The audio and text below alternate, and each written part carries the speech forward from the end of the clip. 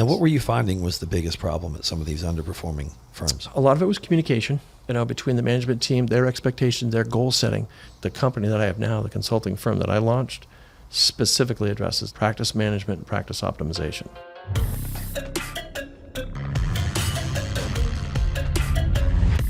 I got the pleasure today of being on air with Greg Bishop, right? That's exactly right. Greg Bishop. What's up, buddy?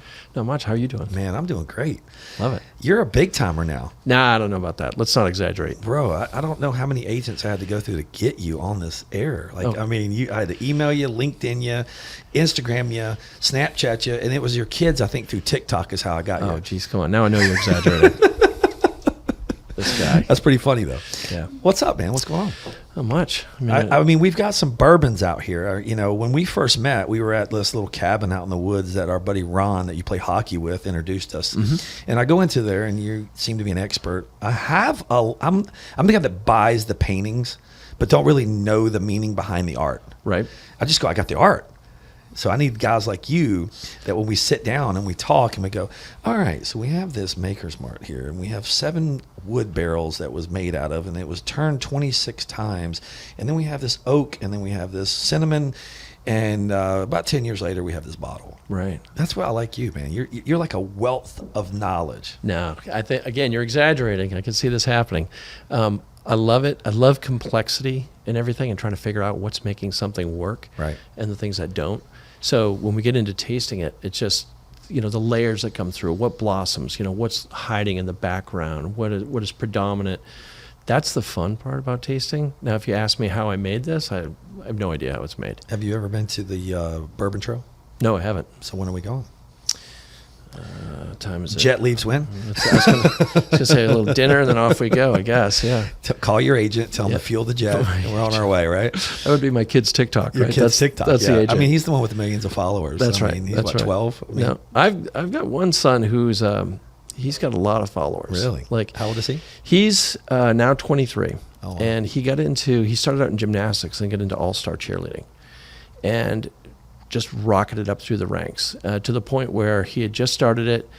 And then within 4 years, he was participating in the World Championships. And in 2015, he won the World Championships. The World Championships in gymnastics? In cheerleading. And there's a competition for cheerleading? Oh, yeah. It's huge. Insane. It is huge. I mean, he does the backflips and all the... Way more than the backflips. It goes way beyond that. I mean, he's been on ESPN and CBS Sports. And, dude, that's incredible. Yeah. And there was an odd phenomenon. I went somewhere, and I went to watch one of his competitions. I drove down to Georgia to see him.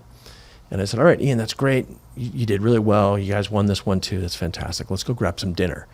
And he said, well, it's going to be about 45 minutes. And I said, for what? He said, well, I have to go over here for about 45 minutes, but, just relax and it'll be cool. So I walk over and I watch. They have a rope line set up, and they have all these young women ages 9 to 20 that are in line to get their picture taken with him. Your son. So there's this thing, a phenomenon. I didn't know it before. I learned it that day. It's called cheerlebrity. So when you achieve a certain status, when you're a cheerlebrity, wherever you go for competition, people line up to get their picture taken with you. I said, well, who's that girl? He goes, I don't know. I said, well, who's that? He goes, I don't know. I said, well, what happens here? He goes, I'll find out when they tag me. Like, I think she's from California. I think she's from Chicago. That's awesome. I'm not sure. And he's probably got tons of girls after him. Yeah. Well, so when you're joking around saying, this whole thing with TikTok, it's not that far off with him. Man, I was somewhat realistic on that. Yeah, man, you actually hit it. You hit it pretty well there. That's awesome. Yeah. Now he coaches. He coaches 5 different teams in a location in Georgia. And this is your 23-year-old son who lives in Georgia. Yep. And what about your other? You have another one? I have another son. My oldest, Tyler's 28. Okay. Actually, Ian's 25 now. I have a daughter who's 18, and she's leaving for App State on Thursday. So lucky you. Try not to get emotional about that. Lucky you. That's the baby's going to be gone, and then I have a 21-year-old too. So you got an empty house. Yeah. It's condo time now. Yeah, we went and got a puppy, so I've got a 7-month-old Rottweiler now. So the whole idea of going to a condo was destroyed when I realized, okay, I'm going to have a 120-pound dog. I just want to stop cutting grass. I'm that way too. I'm like, let's get a 2 or 3 bedroom. When a kid comes back and visits, they've got their own room. But I just want my wife and I just to relax. Yeah. Couple of acres up in the woods with the dog. Yeah. And leave me alone. And your bourbon, and your scotch.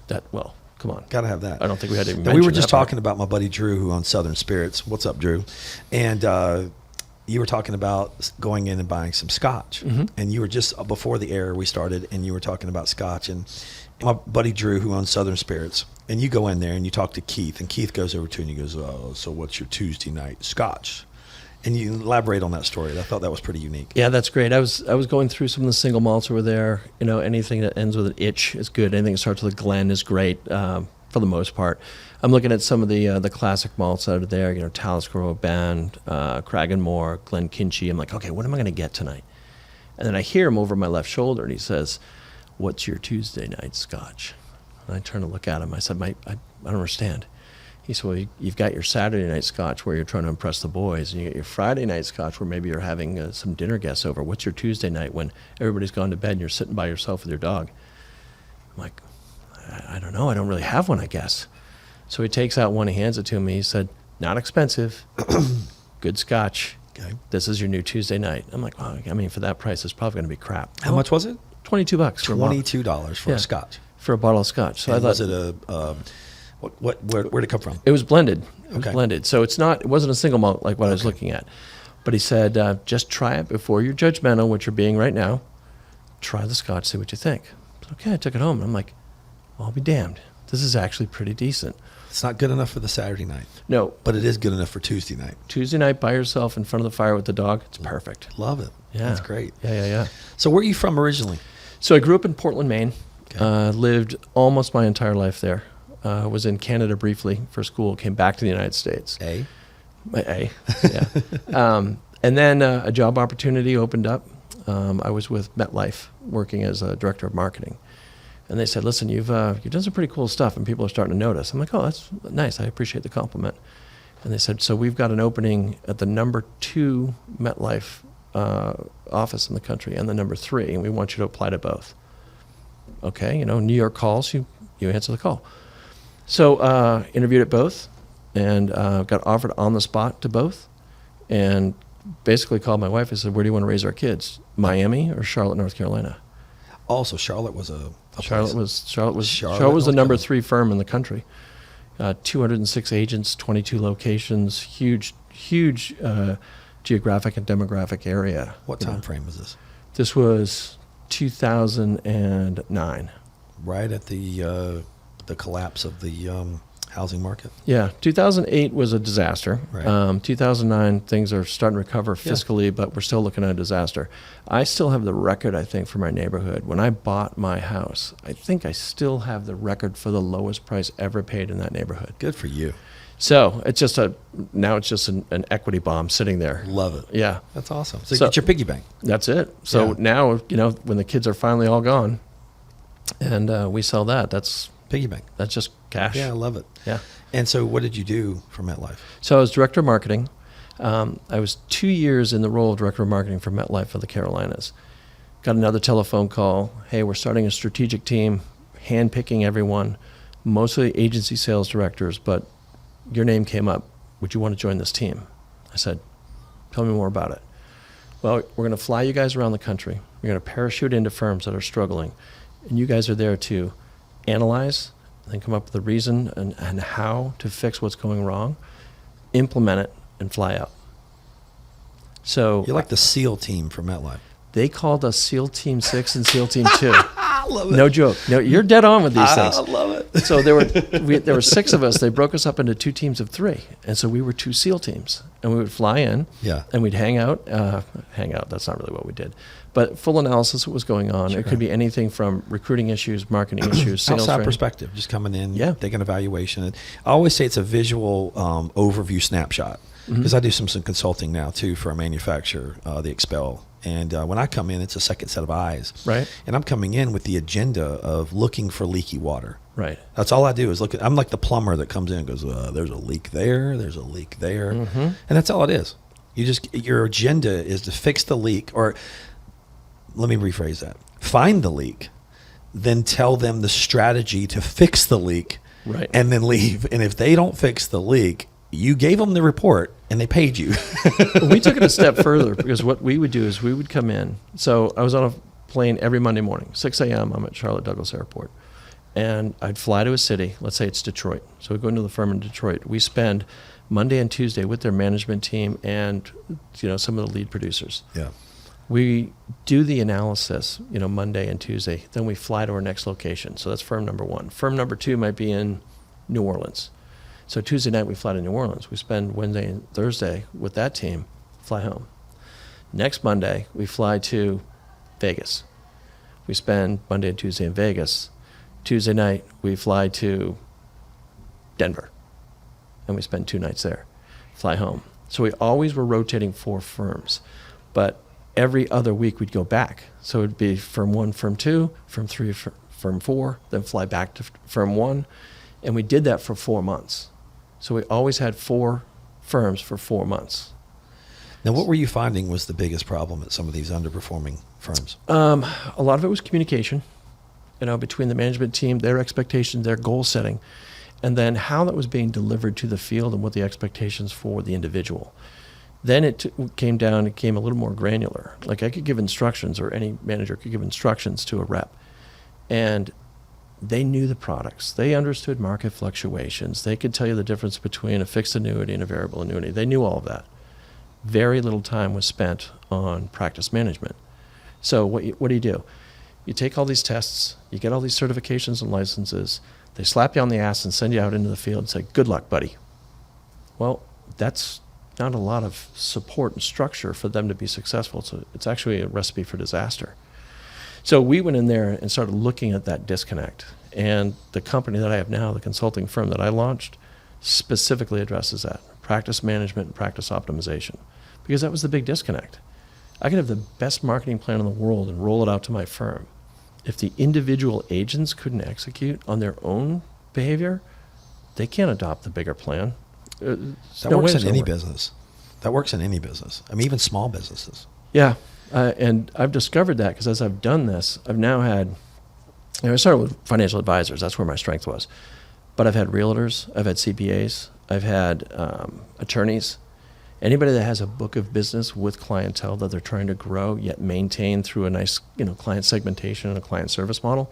Any business like that can take advantage of the structure that I've created. I'm meeting Monday with a mortgage lending team, and what's their need? Well, their need I think is organization and communication. A lot of it is great guys. They would run through a brick wall, high energy. Would work all day, all night. That's great. Capture that, harness that. But if you can't send it in a certain direction and be intentional about your behavior, then all that energy just flies around the room. Right. So a lot, I think, of the conversation I'm going to have on Monday will be about their actual goals and what they want to accomplish, the actual strategic steps we're going to take to get there, and the roles and responsibilities of all the individuals to make sure that comes to fruition. Right. When you say marketing, what kind of marketing did you do for MetLife when you were there? When I first started, it was glossy stuff, all this collateral, a lot of paper material, all of that. And let's send this to our clients. Let's put big ads out, do all that kind of stuff. I mean, MetLife. Did you do TV commercials? Yeah. There was all sorts of TV and radio. There was the blimp. We had the blimp. What was the marketing budget? For all of MetLife, there's no way I would know what that is. What was your budget? No, I can tell you. I can't disclose it. I'm not going to say what range. A lot of it they tried to make revenue neutral. Like they wanted us to see what we could do with no money. So what they would do is, like, if I wanted to have print material done, they say send it to MetLife Publishing, and they'll print it up and send it back to you. So there were no invoices. So it wasn't like I had to set aside a budget and say I need $27,000 for print, because I wouldn't have to do that. I would just send it to them. It was such a big organization, right, that they had all of these individual, verticals. Did you keep up with any kind of ROI? I did. A lot of the ROI that I did was leads would come in, and I would look at the value of the leads. I would break it down by the individual agent. I would measure conversion ratio. I'd look at what we had to invest as a firm and obviously what the return is on that. Did you guys use a CRM back then? Mm-hmm. What was it? Well, there was a CRM that we used as a firm, right, at the leadership level, but individual agents did their own thing. Okay. Right? So they might be using HubSpot, they could be using Salesforce, there's a lot of financial CRMs that are out there. So the individual sales reps were basically independent contractors? That's right, yep. Yeah, so they had to build their own book, and they were building their own portfolio. Correct. And then managing it however they wanted to manage it. Exactly. Could have been a spreadsheet. Could have been however they wanted to do it. It could be cocktail napkins. Yeah. And I say that kind of jokingly, Sure. but not really. I mean, I've walked into firms. When I first started, I was a sales rep for Condor Capital. I used to go around the whole state of North Carolina selling finance to car dealerships. Mm-hmm. My entire life lived on yellow legal pads. That's right. I mean, I just sat while I was driving, boom, boom, boom. I had my little calling card to make long distance calls to call back up to New York when I was talking there to get approval. First thing I would do is walk into a car dealership and say, give me all your turn downs. Mm-hmm. And then I would say, okay, well, we're buying B and C credit. We're not buying A because the big banks have all the A's. There to grab it. So we were trying to find that, 12 to 18% interest rate. Right. Where the guy had a certain amount of down payment, certain amount of job history, certain amount of job credit, certain amount of income. And we were right in the car. So they would have to buy the loan. So the dealership would have to turn around and buy the financing from us. So they would say, okay, this loan's going to cost you $800, so this one's going to cost you $1,000 off the price of the car. Okay. So if the guy doesn't come in with a down payment, it gives you basically a good equitable situation. So if the car's repoed, you're not sitting there, too hurt. Right. But there was a lot of turn downs. And I would go in and I would make friends with one of the finance managers. And I would sit down. I'd sit there for like 2 or 3 hours and I'd find maybe 5 deals out of all his turn downs. And I'd send them back home to the home office to underwriting, and I would turn around and say, okay, and I'd find 2 out of the 5 that were going to meet the criteria that they would buy. Mm-hmm. Then I would turn around and get on the phone back to the customer, not the dealership, and I would turn around and sell that car for them. Wow, look at that. Because I called the customer and say, hey, I'm with Condor Capital. I'm one of the financial advisors here at the dealership so-and-so. And just wanted to let you know that we got your loan approved. Wanted to know when we could come back in here. But here's your stipulations. We need to know if you have the down payment available to get you qualified. If you don't have $1,200 down, we can't qualify for the loan. How close are you to getting $1,200 down for this car? How bad do you want this car? Right. And I would turn around and get the guy and say, hey, man, this guy's coming in tonight at 4 o'clock. And I've got the deal done. It's already in your box. It's emailed over, blah, blah, blah. And the closing documents are here. It'll be funded in 24 hours. And boom. So what's your secondary cut on that? What's that? What did you take something else for actually making? Yeah, you so sold it for them. Yeah, so no, the dealership didn't give me anything. It was the relationship. Okay. I was buying the relationship because I ended up getting $100 for every funded deal. Okay. So every deal that funded, I got $100. But I got a salary to do my job, to travel the whole state and build the portfolio of business. Right. And I spent about a year in this industry. I came from the car business right out of college. So I got a marketing degree from college, and then I went right into selling cars at Scott Clark Toyota. And then they tried to move me into management and finance, and it just wasn't for me. I'm more of your people person. I'm a genuine person, so I have a heart. I care. I do listen to heartfelt stories, and the people come in. And the finance department's one of those things where the guy has ice in his blood. Right. And he just says, no, you're buying this warranty. Your interest rate's 6%, and you got to quit drinking 7 Coca-Colas a week because you're going to save $2. And if you save $2 times 7 and $7, then you can afford the payment. Right. I know the type. And so I'm more your excitement. I'm your spark plug. Right. I can get the fire started. Somebody else is going to put it out. See, and that's interesting you say that, particularly that role, because I've seen that a lot too. The best salesmen, they're like, oh, you're so great, we're going to make you management. I would have failed. Well, it's not even about your failure. It's the loss of somebody that was in their ideal role. Yes. Right? So you're taking them out of their ideal role where they were extremely successful. Right. Where other people look and say, wow, he's really good. And you're putting him into a role of management, which is a completely different skill set. But I see it happen all the time. 1,000%. I do see that in a lot of different spectrums of businesses, not just like in the car business, but like any business. You see a top performer, and then they go, oh, I want the up. What's the upside? The upside is, oh, you got to move up. No, incentivize the guy. Right. Just keep incentivizing the guy. The guy's money motivated. He's hungry. He's waking up early. He's coming in and staying late. Create performance bands so you're getting more different bands. Just give him some more bandwidth on money. Yeah. Say, hey, man, you hit this goal, you hit that goal, you hit that goal. The goal line just keeps moving. Right. Right. That's all it is. Yeah, but some people are short-sighted. They take those people and they thrust them into a role where it's not appropriate. It's not, if you've got somebody, wow, this guy is the best quarterback I've ever seen. Look at his skill set. That's great. Let's make him a wide receiver. What? Well, it's nice that you said that because I've used this analogy before. You can see a backup quarterback to Brett Favre. Mm-hmm. Okay, let's just use Brett Favre for the Green Bay Packers. Everybody knows who he is. And you're a backup quarterback to him for 4 years, 5 years. Okay, then you get your turn to be a starting quarterback for maybe 3 years. Right. Because you're 7 years into your career now. Okay, but you were a backup for 4. Means you studied more. Means you learned more. Means you listened more. Means you didn't take the physical abuse, but you took the mental. And the Right. mental side of it is Right. what you learned, all the plays, all the schemes and everything. And guess what happens about 12 years later? You see the backup quarterback to Brett Favre being one of the best head coaches in the NFL. Right. Because that dude was on the sidelines paying attention to everything, watching all the tape, making Brett Favre one of the best quarterbacks because he had an assistant seeing things on the field. And when he came back in, because I used to see him sit on the bench, and they would come over and he would have all the stuff that they saw in the plays. And the guy would come over and go, hey, man, these guys are over here doing this and this and this on the defense. You need to watch for this. And then when you see that, then pass it over here. So when you start seeing the success of a quarterback, it's Right. because the backup quarterback's making or helping him or Right. fueling him to be more successful. Well, it's funny. I mean, it's a good example. You look at, like, Tom Brady will go down in history as the greatest quarterback of all time. But his backups, right, his underlings are now starters. Yeah. Right? You look at Jimmy Garoppolo, you look at Jacoby Brissett. These are guys that thought, I'm never going to get a shot under Tom Brady. How would I ever take over that role? But they studied at the master's knee. Right? They understood exactly what was going on. They listened to every conversation. They Right. watched every play. They watched how he changed things on the fly. He wasn't putting himself in dangerous situations where he's getting, smoked by some linebacker that's going 300 pounds and 30 miles an hour. Tom Brady never put himself in that situation. So these guys learned that, and now, they have their own franchises. Although I don't know what's going to happen to Jimmy Garoppolo. I guess we'll have to watch that. Yeah. Well, we've got a few glasses sitting here. Love what that. would you like to taste first there, buddy? I think I'm going to try the Maker's Mark. All right, let's do this. We've got a Makers from Stefan. Stefan is the owner of ... It's a speakeasy here in Charlotte. met him. You have? I have met him. Beautiful guy, man. I did an Very event big. with him, a marketing event. Did you? Yeah. He's an awesome guy. He used to actually run Cosmos Cafe in downtown Charlotte. Right. And So can I give Stefan a shout out? Hell yeah. So we did a marketing event one time in South Park, and we had hand-rolled Dominican cigars. Like, literally, the people were in front of us rolling the cigars. Okay. Stefan was there. We had scotches out, Okay. and he came out. He has an electric chainsaw that's never touched anything but ice, I love it. and he cuts his own ice cubes. I think, like, Charlotte Observer did a story on the fact that he only does ice cubes he's hand-cut himself. That's And they incredible. fit perfectly in the glasses he bought.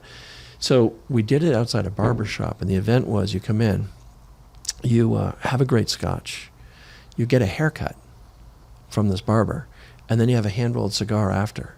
That's incredible. Who put that event on? It You was did? there's a guy named Joe Milano who's from New South Wealth Management. Great idea guy, big picture guy all the time. He said, Greg, what do you think of this event? I said, I think that's outstanding. I mean, I don't know if you're going to be able to pull it off. He said, pull it off. It's scheduled for Saturday. I'm like, what? And he pulled it off. It was a fantastic event, a lot of clients. Here's how you know if it's a good event. That was 4 years ago, Still talking and I'm about it. still talking about it. Still talking That's about how you know you've done a good event. You have clients that are like, wow, my last financial advisor gave me a dinner. It was like chicken Kiev. It was cold and rubbery. Well, this guy's doing hand-rolled Dominican cigars with a nice scotch and a haircut, and everybody was just like, this is the best. it. I think I might steal that idea. Steal it. I I know don't think he's Stefan. patented it yet. I can check with him, see if there's a TM after it or anything. I'll check his TikTok. We'll see. Hey, all right. So we're drinking Stefan's, and basically, let me see if I can read this right. Baked American Pure Zero. We have seared French. Man, I need my glasses. Can you read that? I can't read No, that. now you're asking me to hit my glasses. I need my readers. I do. know. I can't hardly read. It's seared French, and then that's 2. And then Maker's Mark 46, 2. Roasted French, 5. Toasted French Spice, 1. March of 2021, this was made. So it's a 5-way blend? Yes. Nice. And it's 110 proof. And we're going to taste Stefan's pick for cheers. Cheers. And we're going to taste it and see what it says.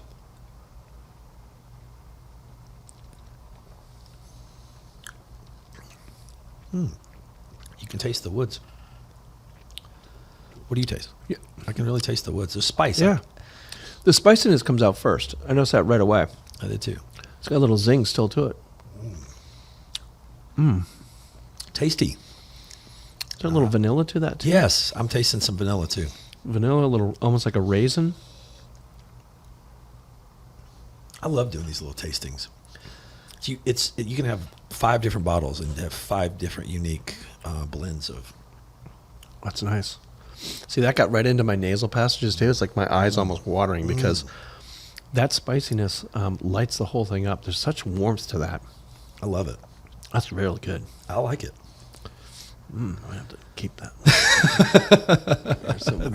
No problem. Gonna hold on to that one. So you were a marketing director for a while. Mm-hmm. Tell me your wildest event. Did you do any events? You just told me about one of your wealth managers doing stuff for Stefan. Do you have any memorable events that you put on? Oh, I did a whole bunch. When I was with another company, I actually put together a portfolio of events that advisors could choose from.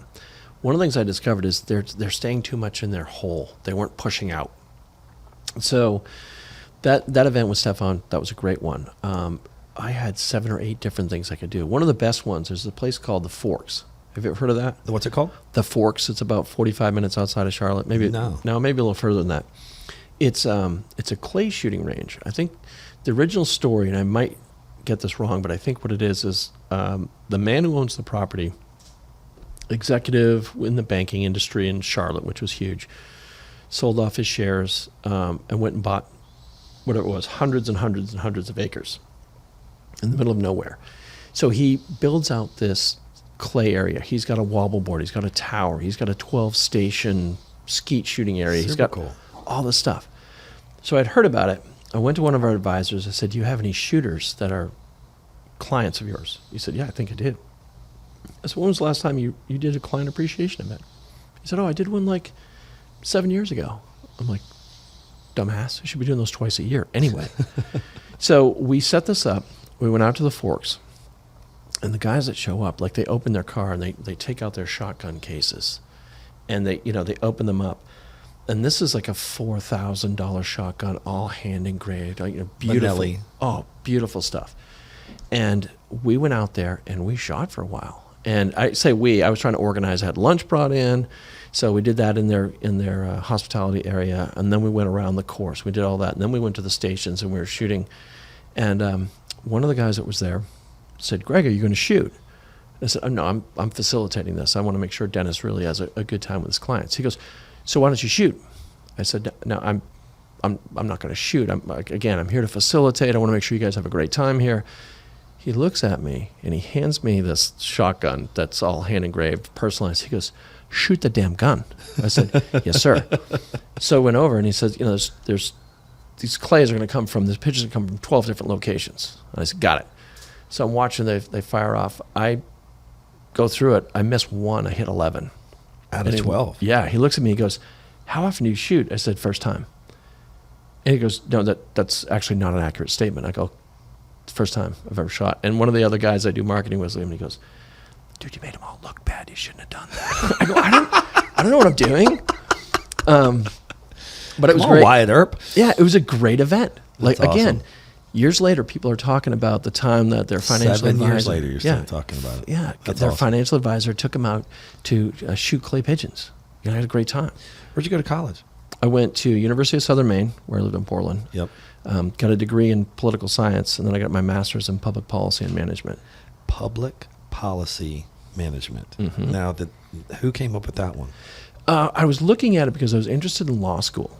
And if you entered into that program and then decided that you wanted to go into law school, they would combine it. So you do, your 4 years of undergrad. You would do 4 years total, and then you'd graduate with your master's and also Juris Doctorate. So you would be a doctor of law. It didn't work out. It was funny because I applied to the law school. I said, I will do this for one condition. This is the only law school I go to, University of Maine Law. And I got turned down. And the director of the Muskie School, where I got my master's, the highest ranking person there, wrote my recommendation because he said, you're going to be great. When he found out that they had declined me, he went to the admission director's office. What the hell? Basically kicked the door in. And said, what the and hell? said, I write one recommendation a year, and I wrote it for this guy. I want to know what the what happened? So happened. What would he find out? They said we cannot disclose anything. We make our decisions for. You had a skeleton in your closet. No, I didn't. I think there were certain boxes I didn't check off. Oh, is that what it was? I don't know. You didn't fit the mold. I guess. You can't say that. Maybe there were many more candidates that were much more qualified than them, and I'm just being an ass by saying that. That's entirely possible because I've been asked out of myself before. But the reality is, as I looked at that program and I moved through it, I thought that's what I wanted to do. I wanted to be an attorney. I wanted to be an attorney. But I'm so glad you weren't. oh, yeah, I've had a lot of people say that to me. You know the old joke, what's the difference between a snake dead in the road and an attorney dead in the road? There were skid marks before the snake. Oh, of course. Yeah. Yeah. People actually tried to stop. I've got a couple of friends that are attorneys, and only one of them I actually think is worth a shit. Yeah. They turn around at the very beginning and just seem to be so greedy. It's a greed thing. It's like they want their money up front. They want to escrow everything, and then getting a hold of them is like a act of Congress. Right. And unless they really like you or think you're bringing something to the table, they're not going to return your call. Well, a lot of that is structure and system, though, because I've actually, being in law firms and working with them before, what I see is that you have young attorneys that come into the system, and, okay, I'm working for We Cheatham and Howe. That's the name of the law firm. Sure. What they do is they say, okay, you need to work 80 hours a week, minimum, right? If you work 70, you're fired. Billable hours, billable hours, billable hours. Do you have any questions? And that's it. And it is a grind. And you're putting as many billable hours up as you possibly can. So you enter into that rat race, knowing that I've got to do my time now to the point where I've developed enough reputation that I can break away and do my own thing. Right. Now, when you break away, then you can go back to being the nice guy. But when it's a grind. Sometimes it's not like the attorney saying, okay. It's the firm or it's the system. firm. There's a big brother up there pushing the button. Right. There's a structure there. Sure. And they have to participate. It's pay to play, right? Yeah. You got to do it. Yeah. What kind of attorney would you have wanted to be? Business attorney? No, I really got into, and I don't think there's any money in it, but I really got into constitutional law. I really started to look at, like I'm a history buff and all that, I really started to look at the implications of the way the laws were written. And then as we go through time, right, you're 270, 280 years later, how do the laws that were written, how does the Constitution bear that weight over time? And is it still applicable? I mean, those are questions people have even today. I love it. Yeah, and I was really curious to see the timeliness of constitutional law and how it applied. And a lot of people say, well, I have a right, that's my right. I'm like, no, you understand that the rights are all clearly written out, and that's not one of them. Now, there may be case law associated with that defines what's going on and what your case might be. But don't call it a right because it's not written out. The rights are clearly defined. Everything else of that is case law. Yeah. A lot of it's educational. A lot of these, the society that we live in today is just, they take blivets. Like I call it the little cliff notes of life. And then they apply it to whatever rationale they want to apply it to. Right. That's how I see it. I think you're right. We live in a society where people make decisions based on a meme. They make it on a TikTok. They make it on, hey, it's got to be true. Julie, Steven, Sammy, and Susie all posted this. Right. It's got to be true. What? Yeah. And it's like, what's the historical reference? They all shared it. What's the research? And they're like, research? Yeah. It was on the internet. Right. And that's another thing. We were talking about my children earlier. My son, Nick, is kind of a student of these things. And he has gotten into conversations with people. And he'll say, defend your position. They're like, well, no, I heard it. I go, heard it from where? Defended you? Yeah. Can you, like, what's your source? It sounds like you're just talking, or maybe you overheard it, or maybe you saw a reel. An Instagram reel, and that's what you're talking about. Yeah. Well, my son will actually come back and say A, B, C, D, and it's referenced by X, Y, and Z. Love it. And then people just shut up and walk away. I have a really close friend of mine that does that to me all the time. I mean, I think everybody, listen, you're welcome to your opinion. Sure. You're open to express it. Right. But don't say something dumb and not have anything behind it. Like, at least tell me why you feel that way and give me a reference point. If you can't do that. How do we change the society to get into that mindset? My God, if you got the answer to that, you can solve the world's problems. It's going to be difficult because as we enter into this social media era and we enter into the internet and everything is at your fingertips like this. Instantaneous information, whether it's been cross-referenced or checked, doesn't matter. I found it on the internet, ergo, it's true. Our attention spans have gone down to like 1.7 seconds. I actually read a report one time that said when building a website, it has to be so engaging that if you don't have somebody's attention in 1.7 seconds, they'll bounce off your page. I'm like, 1.7 seconds? Is that what this has become? It Like we has. only have 1.7 seconds to get somebody's attention. I don't know the exact numbers, but our sunstoppers.com website, we're constantly tweaking it and putting more information out there, but we're also, it's for a lot of the information for what we put on our website is people that are searching for information, that are wanting to spend a good minute, 2 or 3 minutes on there gathering the information. Like when they want to get their windows tinted or ceramic coating or paint protection or their house tinted, they're in a search phase. So they're looking on Google and they bring up our website and they come to a page of information, or especially Tesla customers. Tesla customers want to do research. They want to research the product. They want to research how long we've been in business. They want to research our reviews. They want to see if we are listed in any forums or chat rooms. Right. And they're cross-referencing. And I mean, I get my Tesla customers come in here and they are almost more educated than my staff. They've done the research. Right. And it's very engaging to see because it's like, we gave you the information, you absorbed it, then you came in and said, this is what I want. Right. They come in and know exactly what they want on their car. Right. It's a beautiful thing.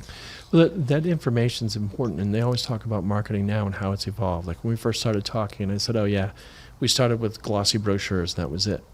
Well, now you go into content marketing, and you're going into cross-platforms, and you're talking about layering, and what's your exposure. So I want to know click-through rates, I want to know everything. How do you remarket? This is all an electronic era that didn't exist 15 years ago. And one of the things with content marketing now is instead of saying something salesy, give somebody information so that they're more intelligent than before they arrived More on your intelligent. So what's doing really good on TikTok, YouTube, is educating the customer. Exactly. Going through, all right, this is the color of the film. This is how dark it is. This is how much heat it rejects. And you're basically telling them a story of you're the professor Right. and they're the student. And you're So you're solving. smart. You're doing that. You're giving Yes. the information. Right. That's how that's the glue that Right. keeps the client And close. that's how I look at it. Yeah. Yeah. It's a sales process. You're solving a problem. Right. Everything in sales is solving a problem. Everything. Right. So if you're marketing any product or any service, you have to first start with the problem. What's the problem and how do we solve it? Right. And then I got to give you the keynotes and the key words that say, here's your bullet points on solving your problem. Call now. And you haven't been successful at all. Not at all. So I mean, you figured it out. Yeah. You've Well, unlocked it. One thing that we're working on is we receive a lot of phone calls. And a lot of phone calls now, the engagement is not the phone call, it's texting.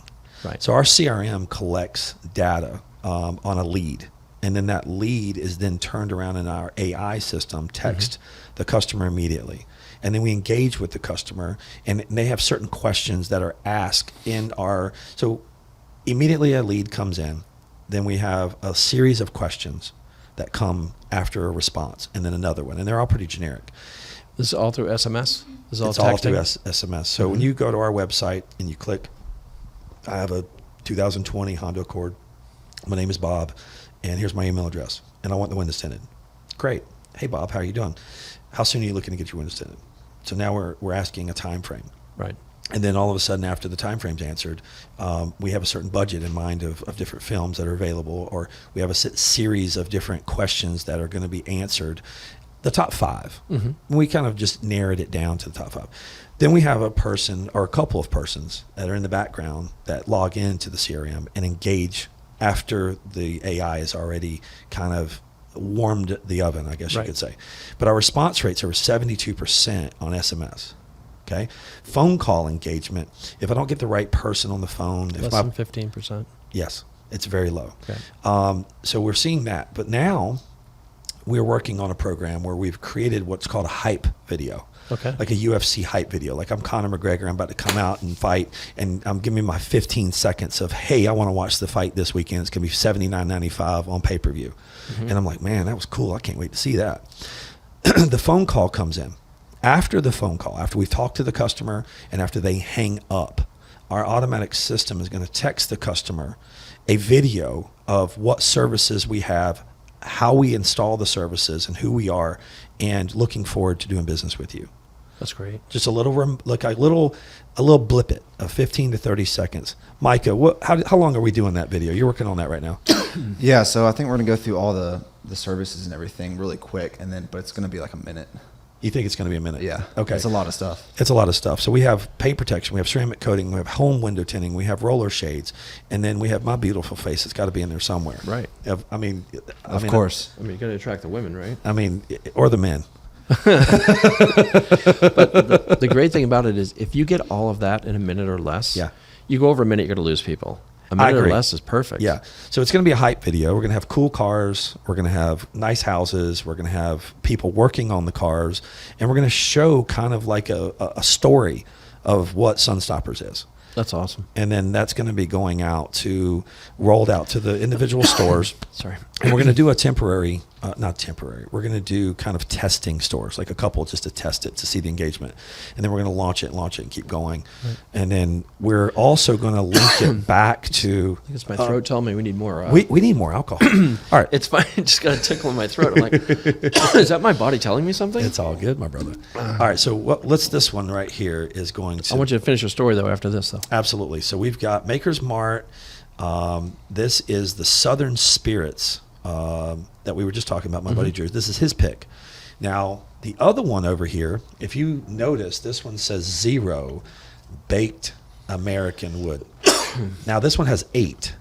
The other one had 0. Right. This one has 0 of the French, 1 of the Maker's 46, 1 of the roasted French, and 0 of the spice. So this one should not be spicy like the other one. And let's get a little taste on this.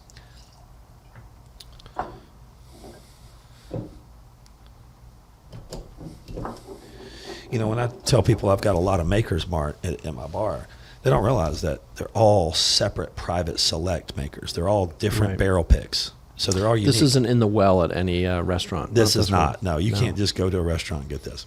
So you're not getting the spiciness even in the nose. No, this one's more real woody. Wow.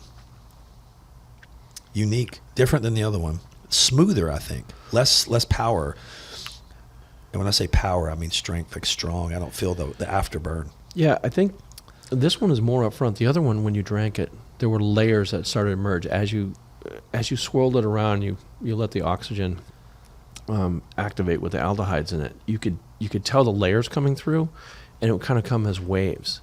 This one, it's more up front, like you're getting everything all at once. I like it.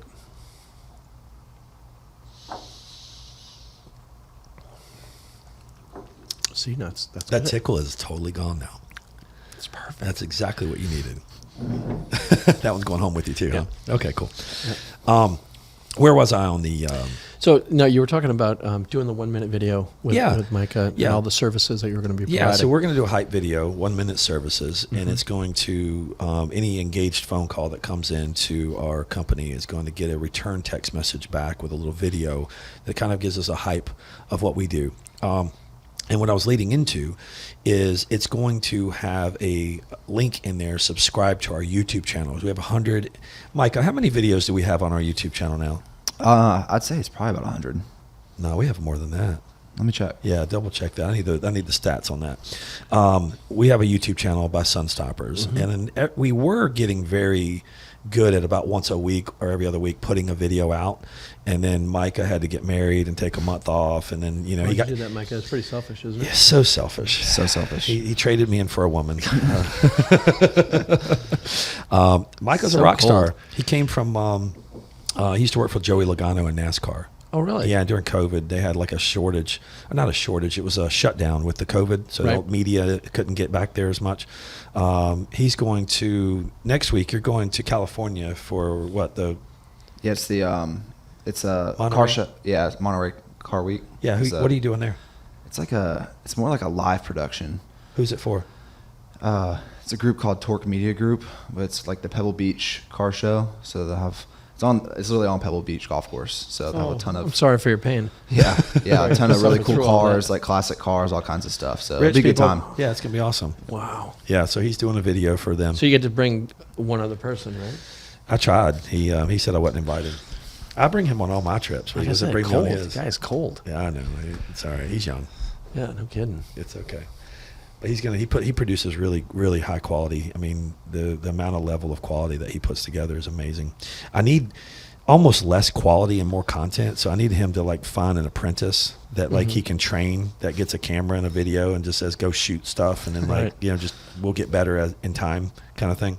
And that'll be the social media kid, right? I'll tell you, as we talk more and more about marketing, it's all about video. You talk about the technology used with SMS and texting and all of that.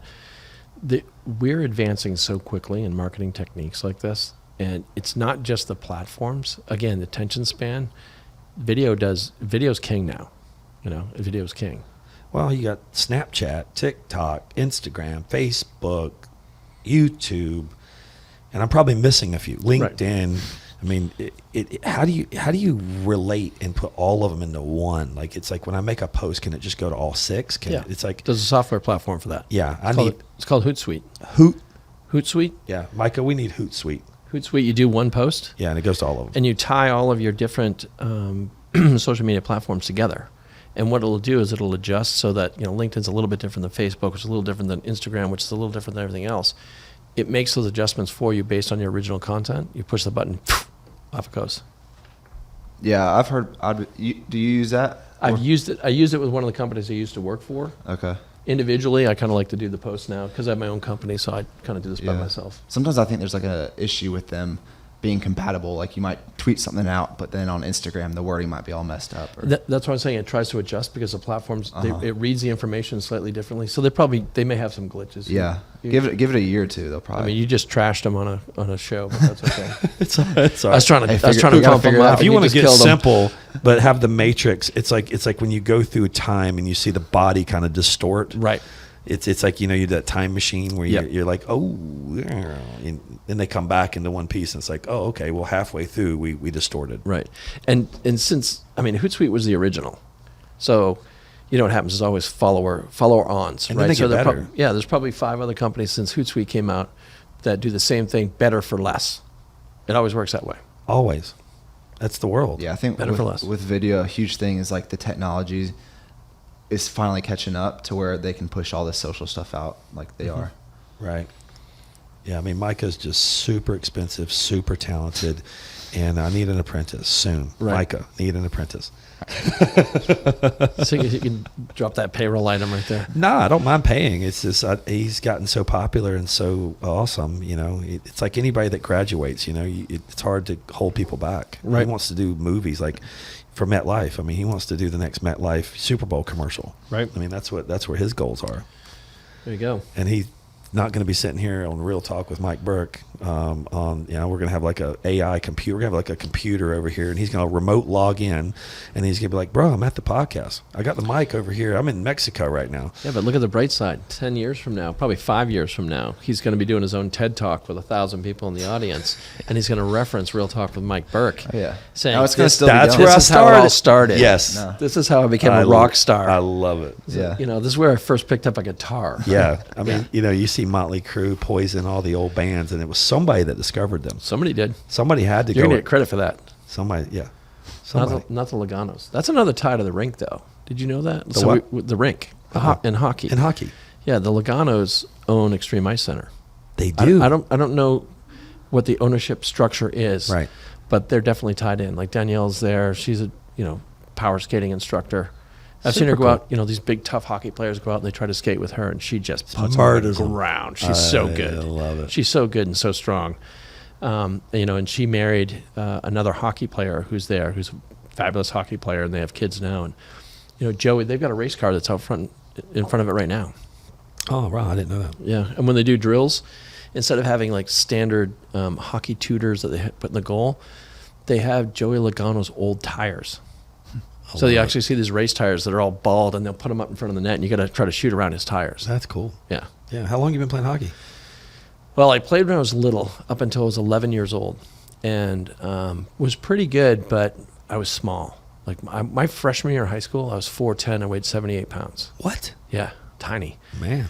So I remember one game, I was playing this travel game, and I tipped the puck away from a defenseman. I'm like, I got a clear breakaway. Right? I'm starting to think, what's my move going to be? Which corner am I going to pick? This is going to be great. I never saw the guy come out of the penalty box. He hit me so hard, I actually left the ice surface. I hit the glass and then fell back to the ice. And my mom's like, that's it. You're done. I'm not watching that. You lying on the ice like that again? I'm not watching that again. So I took 22 years off. I came back in my 30s, started playing hockey again. Now I play 3 times a week. 3 times a week. Yeah. I would play hockey, but I'm not very good at skating. I'll tell you, it is a great sport. I've seen people in their late 60s that are still playing the game. It's great. That's I mean, crazy. I'll get up at 4:45 in the morning and play because the rink has a skate that's at 6 a.m. So we'll get there around 5:30, get out on the ice. And I do that 3 times a week. Good I play for in the you. league on Sunday night. I play in a league on Tuesday night. Good for you. Well, I think everybody needs their therapy, right? And for me, my therapy is hockey. It's like work all the time. Well, I think everybody needs a habit, a hobby, something. I don't care if it's crochet, throwing the Frisbee around, going on nature walks. Everybody needs a hobby. Everybody needs something. Mine was boxing, the gym. I go to the gym every morning at 6 a.m. Mm-hmm. Well, when I say every morning I'm in town in Charlotte. I usually go to the gym at 6 a.m. unless I just had a long trip and I need the very first day just to sleep in, just to get my sleep back.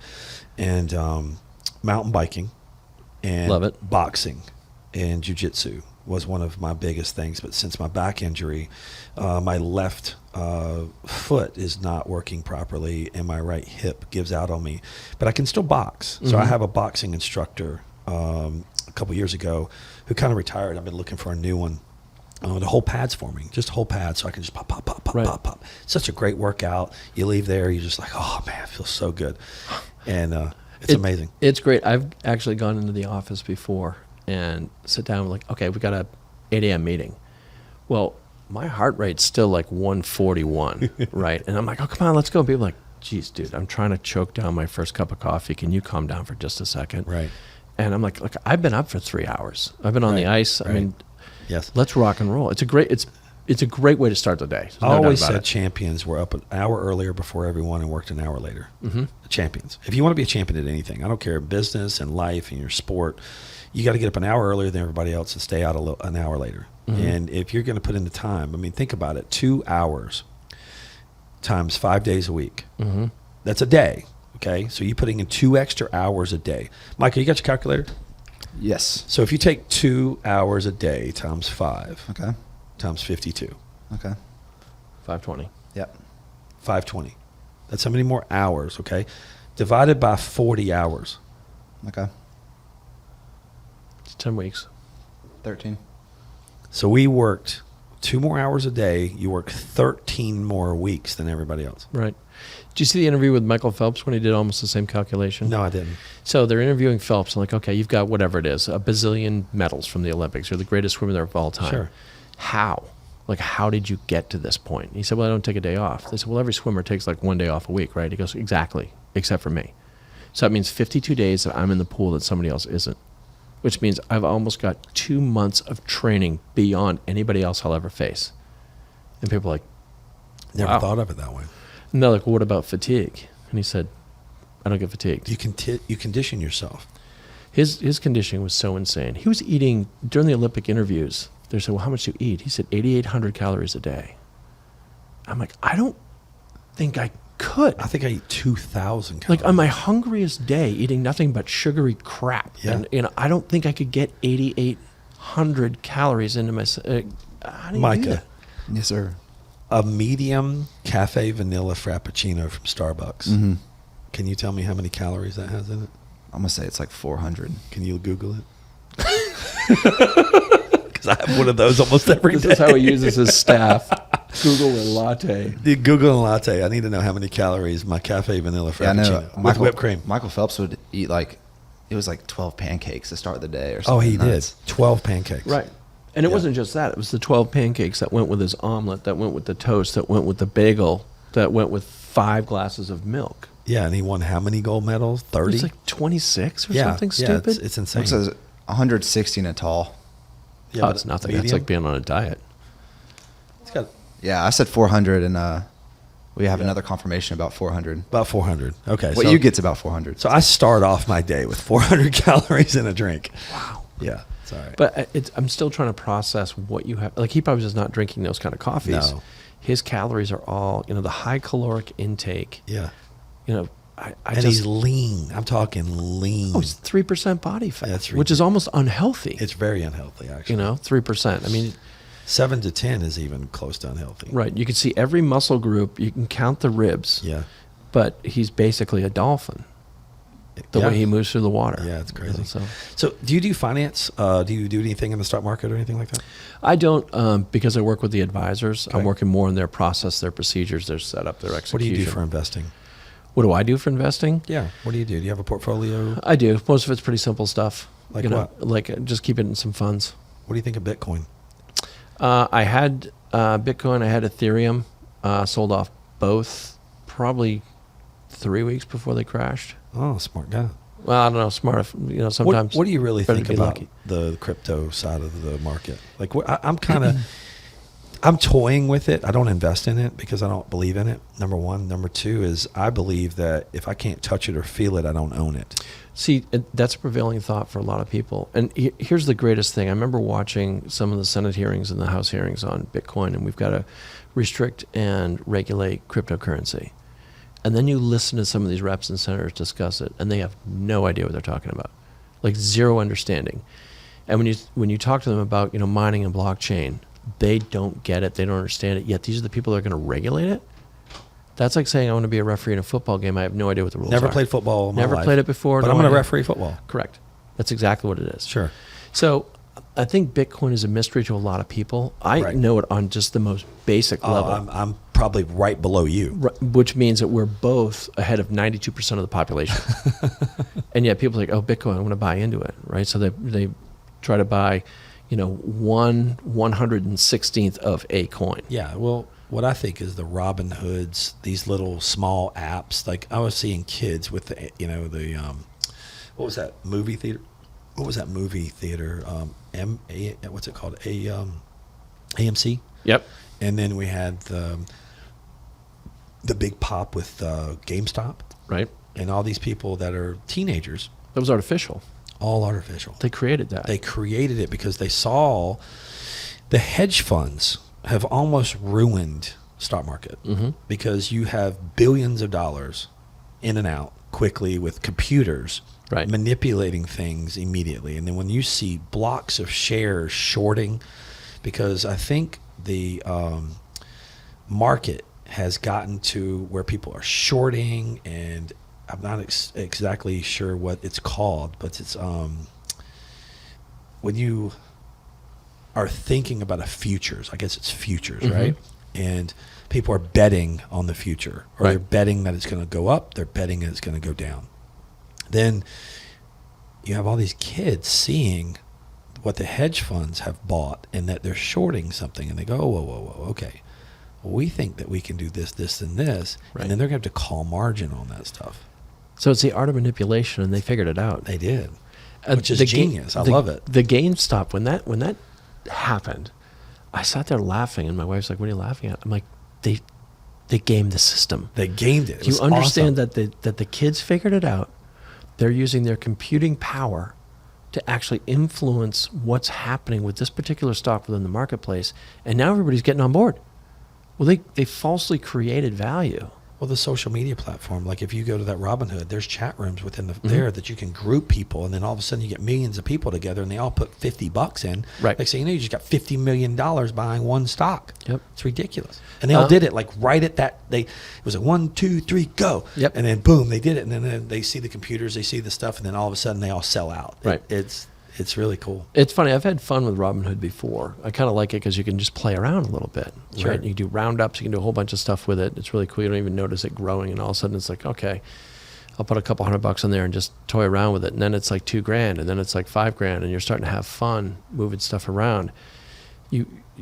My son, the one that I was talking about before, he's very research oriented. He has a Robinhood account, and it's not because I told him. He went out and discovered it on his own and came back and said, "You ever heard of this?" And I'm like, "Yeah, have you?" He said, "Yeah, here's my Robinhood account," and he's showing me what he's buying for stocks and all this kind of stuff. I'm like, wow. Now, I try to talk to my kids about finance. I try to talk to them, be a good father, covering all their bases. But this information is so accessible to this generation that if you've got a brain in your head, you can get anything you want. And the smart kids are figuring it out. Like they realize that this isn't just about, gaming and, looking at boobs or whatever it is. There are kids that are figuring out the internet actually has value. You just got to get through the crap, right? And when you can sift through the crap and you get the nuggets out of there, it's pretty amazing. My buddy Drew, who runs Southern Spirits or owns it, was big into NFTs. Mm-hmm. And I'm trying to understand the NFTs a little bit more. And he was kind of going into it. And I said, I'm going to get one of his financial advisors on the show one day that specializes in NFTs. And they're like, he's NFTing his house Mm-hmm. and putting it into this, I guess, painting or whatever. It's like a bond. Right. And then you turn around and sell access to it to this price. And I'm trying to completely understand. But I guess it's more like a bond. If I'm not mistaken. I'm not. Yeah, like I said, that side world's a of little the different. financial world is. I'm more working with guys on their guys and girls on their procedures Right. and how they actually. Oh, that. Isn't that cool? What's that weigh? Like 4 or 5 pounds? At least. Is that silver? No. Pewter? Pewter. Yeah, Yeah. that's nice. Let's get another taste. NFT, ETF. You got to know all your. Well, I just feel like when you buy something you can touch, like, if you buy a car, you buy a watch, you buy gold, you buy silver, you buy jewelry, you buy land, you buy an item or a thing. I feel with inflation, Mm-hmm. they can't, when I say the people who are making jewelry, that are buying the precious metals that go in the jewelry, then the jewelry maker's salary had to go up. Mm-hmm. Then the rent of the building that the jewelry place was at went up. Then the price of the jewelry had to go up. Right. And then all of a sudden the value of that jewelry piece went up. And because of the craftsmanship it took to make it, the precious metals that are in it, Mm-hmm. and then the creative style or design of that designer. Now you're paying for artistic Then you're talent. paying for artistic talent. Right.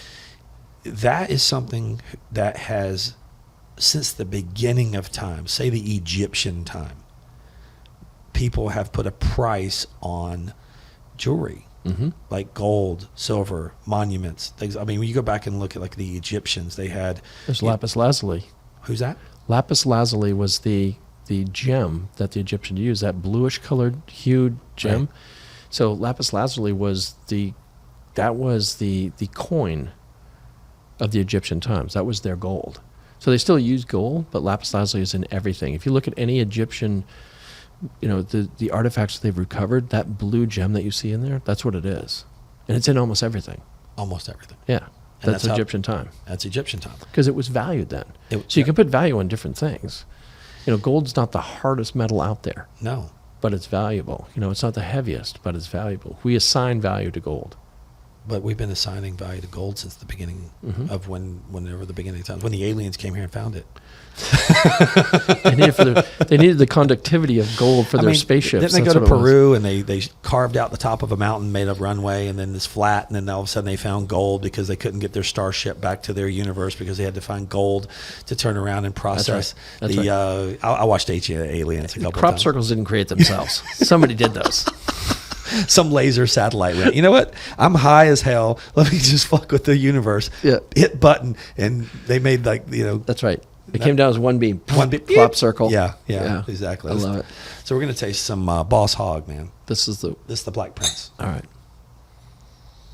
I'll say that's got an entirely different smell to it too. Very strong. It's got a little bite to it. Oh yeah, that lets you know it's here. That didn't walk through. That kicked the door open. Came marching in with the chest out. Hey, it's Whistle Pig. I'm here. Look at me. Wow, A lot of flavor, it's still coming too. like over and over. Like I said, that wave thing. It's the layers, but it's like it's rotating. Wow. The Black Prince. Yeah, Google that one. Yeah. That's good stuff.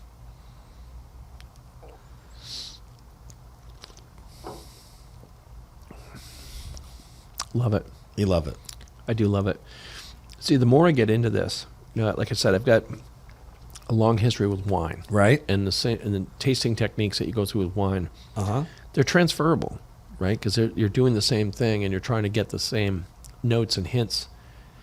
But when you've got something complex like that, it's a lot easier. It's not muddled. I love the Boss Hogs. I'm Googling right now because Micah had to go take a pee break, I think. Lost our technical support. We lost tech support over here. But I'm Googling the Boss Hog black prints.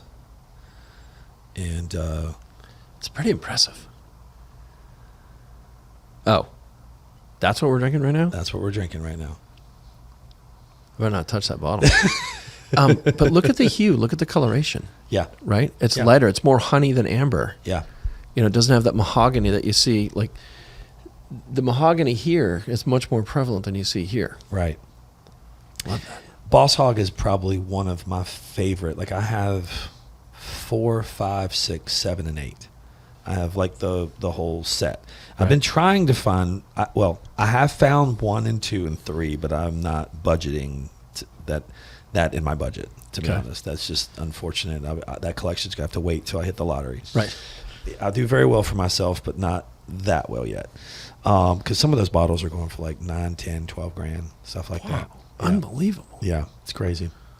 I mean, at some point, I realized that these bottles are outstripping my palate. Like, they're beyond my even capability to appreciate. You know, I bought these bottles when they were $600, Mm-hmm. and that's still a lot. And but that's kind of where I try to, there's a couple of tequilas that I've bought for my birthday that were very expensive, that I'll do for special occasions or something like that. Like I just bought the Pappy 2014-15 year. Mm-hmm. I got it in New York City. It's going for about $5 grand online. I bought it for $2 grand. Okay, it was like $1,800, $2 grand or something like that with taxes. Right. And I bought it from this lady who was really sweet. She's on my Instagram, and her husband passed away, and she owns a liquor store in downtown Manhattan, and it's this little hole in the wall. It's packed full of shit. She brought me back to her little apartment, which is right through this little door that I barely fit through. And it was opened up into an apartment. I walked in, her bed was right there, her kitchen table right there, and there was nothing but bottles of wine, liquor, and just shit everywhere. And I found the 15-year on the shelf over there, kind of hidden with a price tag on it. And the manager said, "That's the price." And I said, "Oh, come on, man. I know what these sell for. You can give me a little better deal than that." I was basically playing the negotiator at the time. And I went and he brought her out. And me and her just hit it off.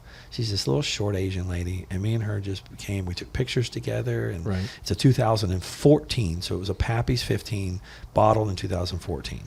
So the 14 has an older nostalgia, older age, and it has an older value to it. And I Googled it, whether it's true or not. Whether somebody buys it for this or not, but the artificial inflated price of it now is about $5 grand. Wow. For that bottle. And I'm trying to, for my collection, I'm kind of an art gallery of my bar at home. People are like, "Man, why you got so many damn bottles of liquor?" And I said, But it's an investment, though. It is an investment, but also it's art. Right.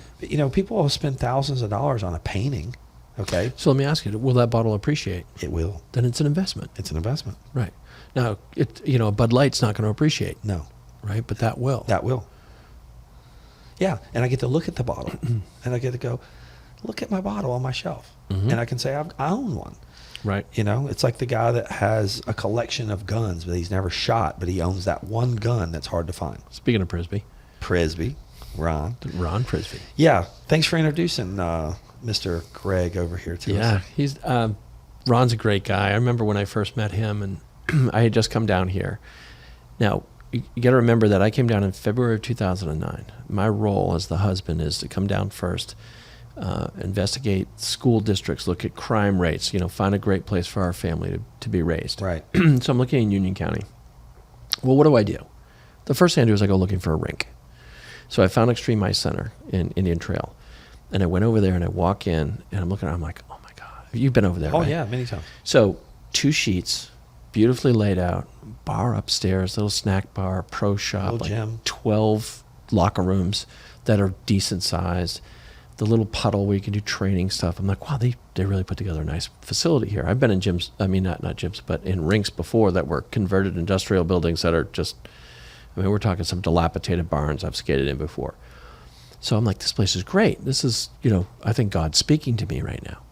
So I'm walking out, and there's a guy sitting there, and he has a University of Maine shirt on, right? I just arrived from Maine 48 hours ago. I said, okay, if this wasn't a sign from God, that is. So I ended up talking to that guy. He says, listen, you got to play on our men's league team. You're going to start for us.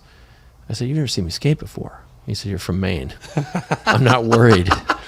You know, if you said you were coming from Arizona, I might think about it, but you're coming from Maine.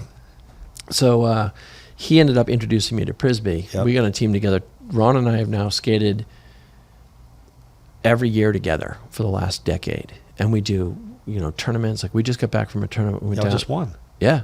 We just won the Beach Blast tournament. I think that's 5 times in 6 years. They're pissed now. They're pissed.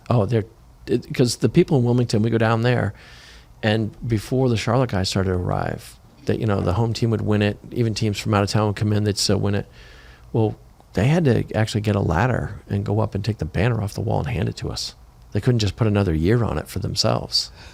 They had to take the banner down. So now they produce a banner every single year. We keep winning them. Ask Prisby about it. They're in his game room. They're in his game room. We all sign it afterwards, like we're rock stars, and he hangs them in his game room. Love it. Yeah, he's a good guy. You know him. I met Ron when I was doing my residential commercial tinting. I was in a van. Mm-hmm. I had maybe 2 stores, 3 stores or something like that. They were tinting cars. But I was personally running the van. Mm-hmm. And I was out doing estimates on houses. And I remember when Paula and I remember when Kara was 2 years old. Mm-hmm. And I walked in. I took a picture of the window above their door that I tinted. Right. And Paula was in it, and Kara was in it, and Kara was like 2 years old. And Kara and my son, Colby, have been friends, I don't know, since they were both 7 years old, shooting guns, riding 4-wheelers, you know, beach, going to the beach together, all kinds of things. And we've been a really close family ever since. And Ron came home. He was working for Family Dollar. I attended his whole house. That's right. Yep. Okay, I attended his whole house. And he comes in. He's like, hey, man, what's up? I'm like, we talk, and we're bullshitting around. And we were talking about guns, and we were talking about hunting, and we were talking about other things. Like, man, I've never hunted before, but I've got some property out in Marshville. And he's like, well, I need to go out there and look at this property. I'm looking for somewhere to hunt. Yeah. And I go, all right, that's cool, man. I said, I'm not really a big hunter. Oh, you just discovered the Dalai Lama, though, right there. Yeah, and I go, all right, well, I just want to go shoot some guns. Oh, well, I've got this gun. And he pulls out a safe in his office, and that starts showing me guns. I was there for like 2 or 3 hours, and I was getting called for dinner, and I'd missed dinner because I'd hung out at Ron's house. I tended his house all day, and I think I left there at like 9 o'clock at night. That is a regular occurrence at the Prisby household. 1,000%. And we ended up drinking a couple beers together. Mm-hmm. And we became friends. I said, well, just come out to my property sometime. And then he walks the property. He goes, hey, man, you need a blind here. And watch this. Then the deer are going over from here, and the deer are bedding down there, and they're walking over here. And you know what? We put a feeder right there, and we're going to get a big one. First year that we went out there, year, I think it was the 2nd or 3rd time we went hunting on my property. He got like this big 10-point like big deer, and I think it's mounted in his room. Right. Nobody hunted out there. Like nobody. The deer know that too. They know the safe zones. We just rode 4-wheelers and kind of chilled in the first little portion of the property. Never even went to the back of the property. Now we have like 4 deer stands. We have 6 feeders. My son just killed a real big one out there this year. Ron got a big one, and then one of my son's friends got a big one. And they keep saying, Dad, when you going hunting? And I'm like, what you guys spent on feed, on corn this year, I could have had 100 filet mignons. But it's the art of the hunt. There's no hunting in it. They come out, they eat the corn, they sit in the tower, they wake up, and they go, okay, it's light, boom. It's like, come on, man. Yep. What I want to do is something that's probably not even legal. It might be, but I'd like to get really high-powered paintball guns. And I'd like to go out at night from like 10 o'clock to 11 o'clock or 10 to midnight. And everybody get in a deer stand with paintball guns, right? And like opening season is like maybe a day or 2 away, okay? Or maybe like if you're going to go out there. Oh, I know where you're going with this. And then we mark the deers that nobody else can shoot. So if I have blue and he has green and you have red or you have orange and there's 6, 7 guys out there, right? We shoot the big deers at night because they all come in at night at the feeders and stuff. And we put corn out for like a week at all these spots. And we get the biggest freaking bucks in the world that come in, right, at night. And we mark our buck with permanent paintball. And so if that deer comes back 3 months later and you're trying to shoot, you can't shoot the deer because it's marked not your color. Oh my! I think that would be pretty cool. Talk about starting a fist fight. You're gonna be kidding me. Ron's gonna be like, "Yeah, I killed me a 12-pointer," and he's over there taking but it had red paint on it. No, though. he's taking bleach. He's over there bleaching. he's out taking there bleach. shavers. He's taking the fur shaver. off. He's taking the fur off. Man, I got a big 12-pointer, and he's like hiding the back of it or something. I think that would be pretty funny. It would be funny, but there would definitely be a fist fight going on. A lot of fist fights. I'm not a big hunter anymore, man. My son goes out there with Ron. Mm-hmm. Ron's kind of adopted my son over the last probably 5 years. And, he's a really good friend. He's one of those guys that goes out and chainsaws a lot of the trees that fall down. And then he steals all my firewood, which is fine. And then he goes out there and gets the tractor and helps keep the property up. I mean, I've always said it's a community property. We've got a real nice deck that I just built. Mm-hmm. We got a nice cabin I just finished. That's gorgeous out there. You like it? Yeah. Oh, yeah. You did such a good job with that. Thank you, man. I appreciate Like it. I remember when we first walked in there, and Ron said, "He's got a nice spot right here." And I looked at it. I was like, "Is it like a garage?" And he said, "No, just wait." And walked in. I looked around. I was like, "What the?" I mean, really well Thank you, done. man. Really well done. Yeah, Looks it took me gorgeous. like 3 years to build it just because of all the different COVID. Every time I hired a contractor, he'd get COVID. His wife would get COVID. The kids would get COVID. And then to be like a year later. Right. A year later. Oh, I now can go back to work. Right. A year later, because the government checks were coming. Now that's probably one of the best hidden man caves I've ever seen. Is Thank that you. place right I there? appreciate it, man. A lot of hard Yeah. work, a lot of money, a lot of time. And by actually doing it over 3 years, I don't even know how much I have invested in it anymore. Probably a good thing. Because it was like a little here, little there, little Right. here. He goes, "How much for framing?" I don't remember. "How much was this?" I don't remember. But I did furnish the entire thing off of Marketplace. Oh, did you? Like all the furniture that's in the place. I got the kitchen stuff, the bedding, or not the bedding, sorry, the couches, the TV stand, like all the furniture, the little chairs, all came from Marketplace. You had that little butcher block thing that was there. It was really cool. Marketplace? Unreal. Yeah, Marketplace. You'd be surprised how many wealthy people go through divorces and the women just get pissed and they start just selling everything on Marketplace. Right. Did you see, God, I remember reading the story one time where there was a divorce and the wife said, no, the husband said, they said in the divorce decree, you got to sell off everything, split the house, split the cars, all that kind of stuff. And the guy had this Porsche that it was his baby. Right. It was his baby. We're not selling. This is mine, 100% mine. And it came down to, they had to split the proceeds of it. The wife sold it for $1 and gave the guy 50 cents. What? Yeah. And he was fuming. She said, "Yeah, you wanted half the proceeds. Here you go." That was his baby, his prized possession. It was like, See, that's when people to me become petty. I mean, 100% petty. You got into a relationship loving each other, right? right, If you can figure out, there's things in life that sometimes just don't work out. mm-hmm. And if they don't work out, that's fine, but figure out a way to mutually still get along. right, When this pettiness thing comes in, it's like nobody wins. All you're doing is fueling more fire and more hatred. And long term, it does so much damage. right. I wish the best on everyone. I want everyone to succeed. I want everyone to be happy. And I feel like when you get into a contract or a relationship, those relationships sometimes don't last just because people change. Right. Okay. Maybe I like to drive Hondas for 10 years and then all of a sudden I want to drive a Lexus. I can afford a Lexus now. I couldn't afford a Honda before. Mm-hmm. And now I want comfort. I wanted speed when I was young. Right. Now I'm looking for comfort. Right. Well, I'm still driving the car that's built for speed. Yeah. Well, I mean, in that situation, that woman, let's say the Porsche sold for $100,000. She sacrificed $50,000 just to be spiteful. Like, do you feel good about that? Yeah. Apparently she did. I don't know. Well, it comes down to where she can go out to our little girlfriends and cronies, and she can turn And around brag about and that. brag about it. Yeah. It's a look. He must have really done her wrong in some other areas. I think if I remember the story correctly, she did him wrong. Oh wow. Yeah. And Wow. he'd had enough, and it was just like, we're done here. That's And crazy. so she tried to extract everything before, but that was the one thing. She knew she could hurt him more, not from the sale of it, but making the sale irrelevant. That's how she hurt him. Hurt him. She made his most prized possession valueless. What's your most prized possession? It's going to be a cliche, but it's going to be my family. I would go to the end of the earth. I would fight tigers with a knife. It's everything in this world, and I think we've gotten away from this, but everything's replaceable. You know, your house burns down, Yeah. insurance pays for it. You get a new car, whatever.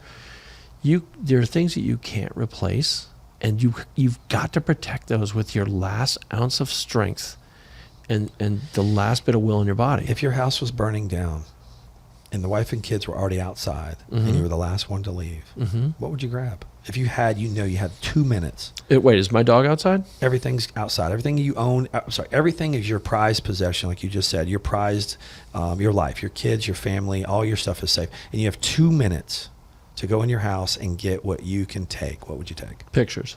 Pictures. Mm-hmm.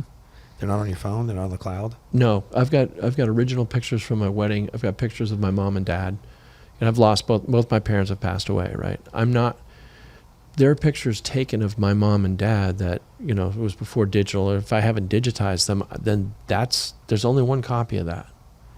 Right, so I can get a new couch. I can buy a new flat screen TV, but there are parts of my life that have been captured that if I let that go, it's gone forever. Right. Right. So I got I'd put it this way. I'm not going to go back into the house after something materialistic, because then I'm risking myself to the loss of my family. Right. But if I got 2 minutes safely to go in there, I'm gathering up the treasures that I can't replace. I don't care about silverware. I don't care about any of that shit. Right. Doesn't mean anything to me. But I'm going to go after things that signify my family. Again, it sounds like a cliche, but No, not at all. that's where I'm making my stand, right? I love it, man. It's awesome. Yeah.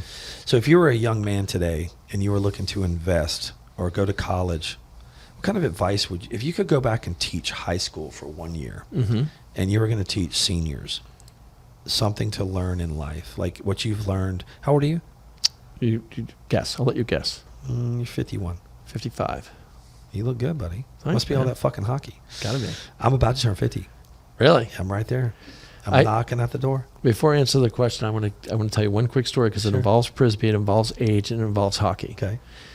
So we were playing in a tournament. I can't remember if it was the Labatt tournament, or I think it was the Labatt tournament here in Indian Trail. And our team, a bunch of older guys, but we play well together. Right. Like we're in sync. We know how the other one moves. We know what somebody else is thinking. That's half the battle. So we're playing this young team, and they've got a bronze division, a silver division, and the gold division. We're playing in the silver division. This young team, we go up 3-0 like 6 minutes into the game. We come back. Okay, we've just scored again. We come back for the face-off, and I'm getting ready to take a face-off against this kid. I call him a kid. He looks at me and goes, he's all huffing and puffing. He's like, "This is bullshit, man. This is bullshit." I go, "What's the matter, man?" He said, "What are you guys doing playing the silver division? You're playing the gold division. You shouldn't be playing the silver division against us." I go, "How old are you?" He said, 28. I said, "I'm 48. Shut the hell up." He goes, "Yes, sir." and that was it, right? So it was kind of funny, because that, like, the teamwork and the camaraderie really works for us in that situation. And granted, these 28-year-old kids, I think as individuals, were better than we were. I know they were better than we were. Sure, of course. But in terms of working They as didn't a have unit, chemistry. They didn't know how to work together. Yeah. It's like the old Didn't school. work. I was watching basketball, I don't know, a year or two ago. I was watching like in an NBA. I don't watch much of it, but I was watching it one day, and whoever I was with that time, I said, "Man, I really don't like basketball today." And I said, "I used to love it." And they go, "Why not?" And I said, "Man, when Magic Johnson and James Worthy and, all these guys would come down, they would pass the ball. It's almost like they would overpass the ball. Back in like the 90s and 2000s, people would just pass the ball, pass. Now, and they moved without the ball. Now it's come down half court, shoot the ball.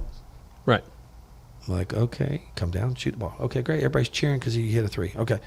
Where was the team? I can't watch basketball anymore. Where was the team? Well, you can watch the last 2 minutes of a basketball game. You've seen the whole game.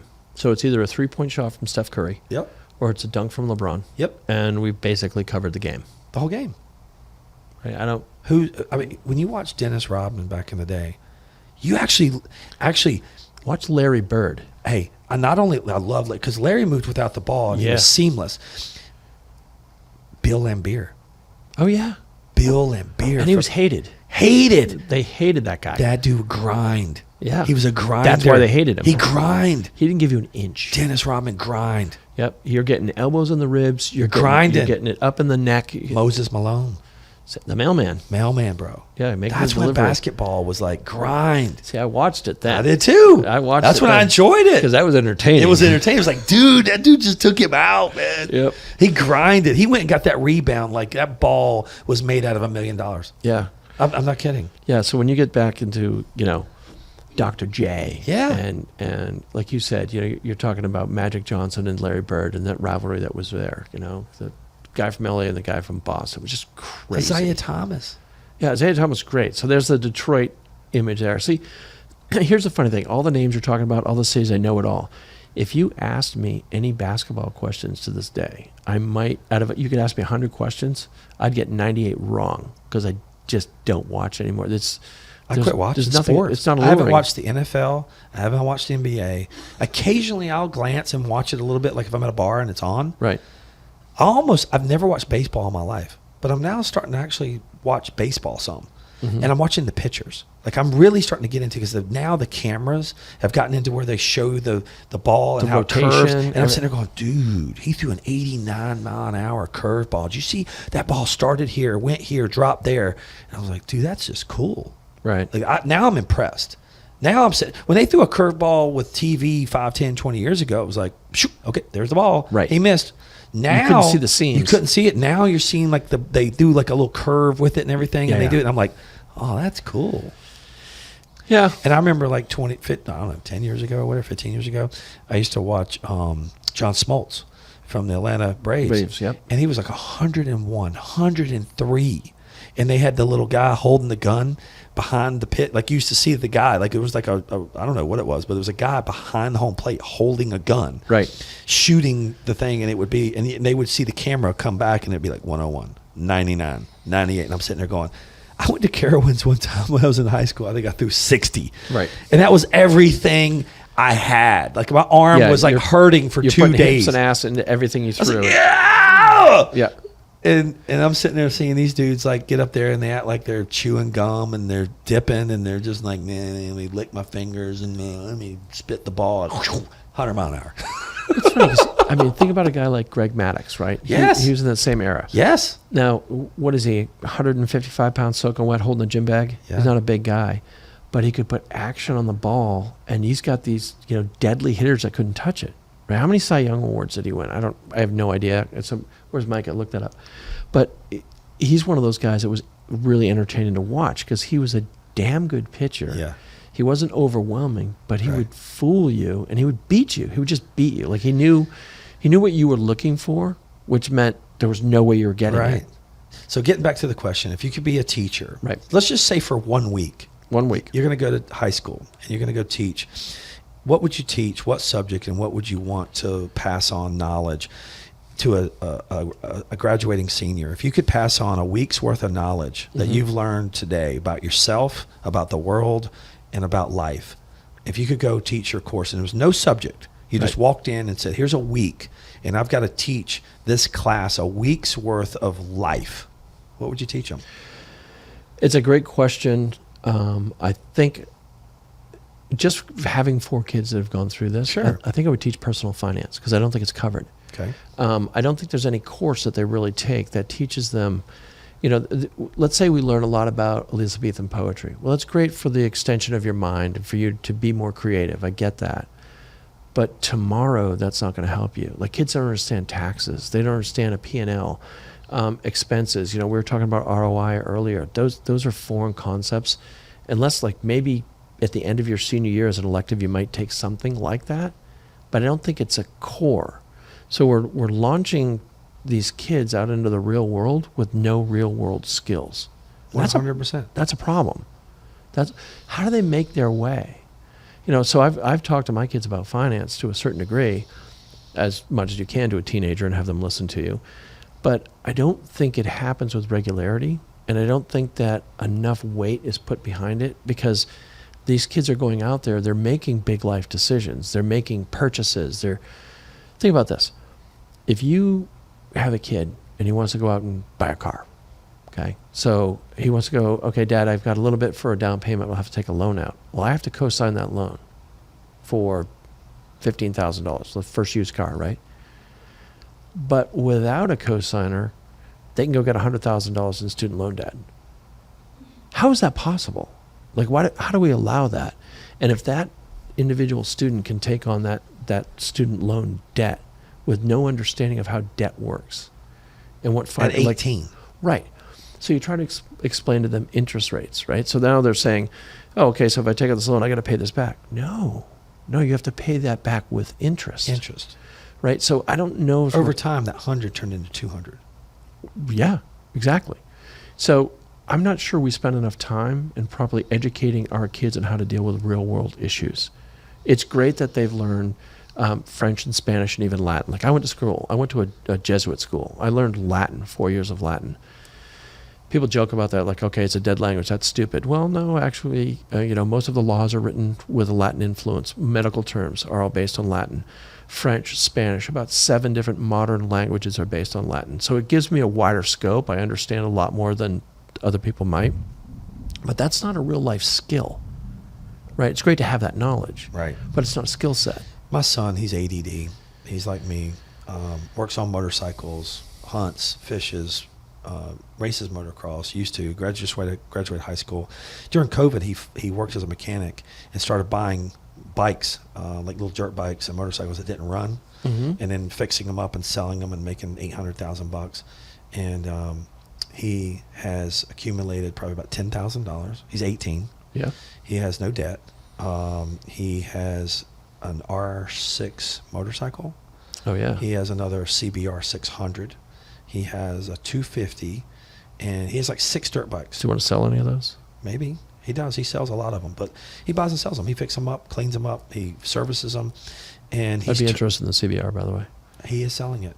It's Really? nice. Yeah, it's actually, I ride it. It's a very nice bike. I know it is. And so he's gotten to a point where he knows, because he's listened to me for a very long time, seeing me buy a car, and I go, son, I bought this car because of the cost of ownership. He goes, what is the cost of ownership? I said, the cost of ownership is I paid $20,000 for this car. I know it's worth 25.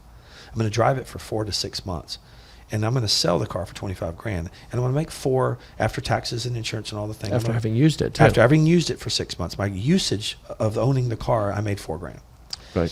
So I said, if you can break even and use something for a year, like we just bought some jet skis. I have 3 1800 jet skis. My son bought one. He started with his, and I said, oh man, that's kind of cool. I want one.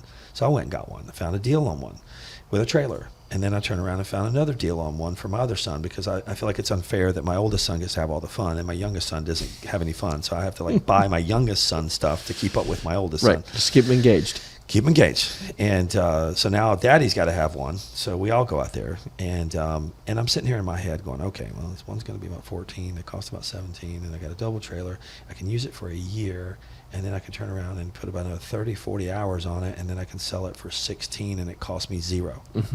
So I'm going to own jet skis, and in probably a year I'll get burned out on them, and I'll sell them. Right. In a year, I probably, if I break even, But you're on net them, zero. I'm net zero. Right. Okay. So those are the type of things that you have to teach. The kids go, Dad, you got $30,000 in jet skis.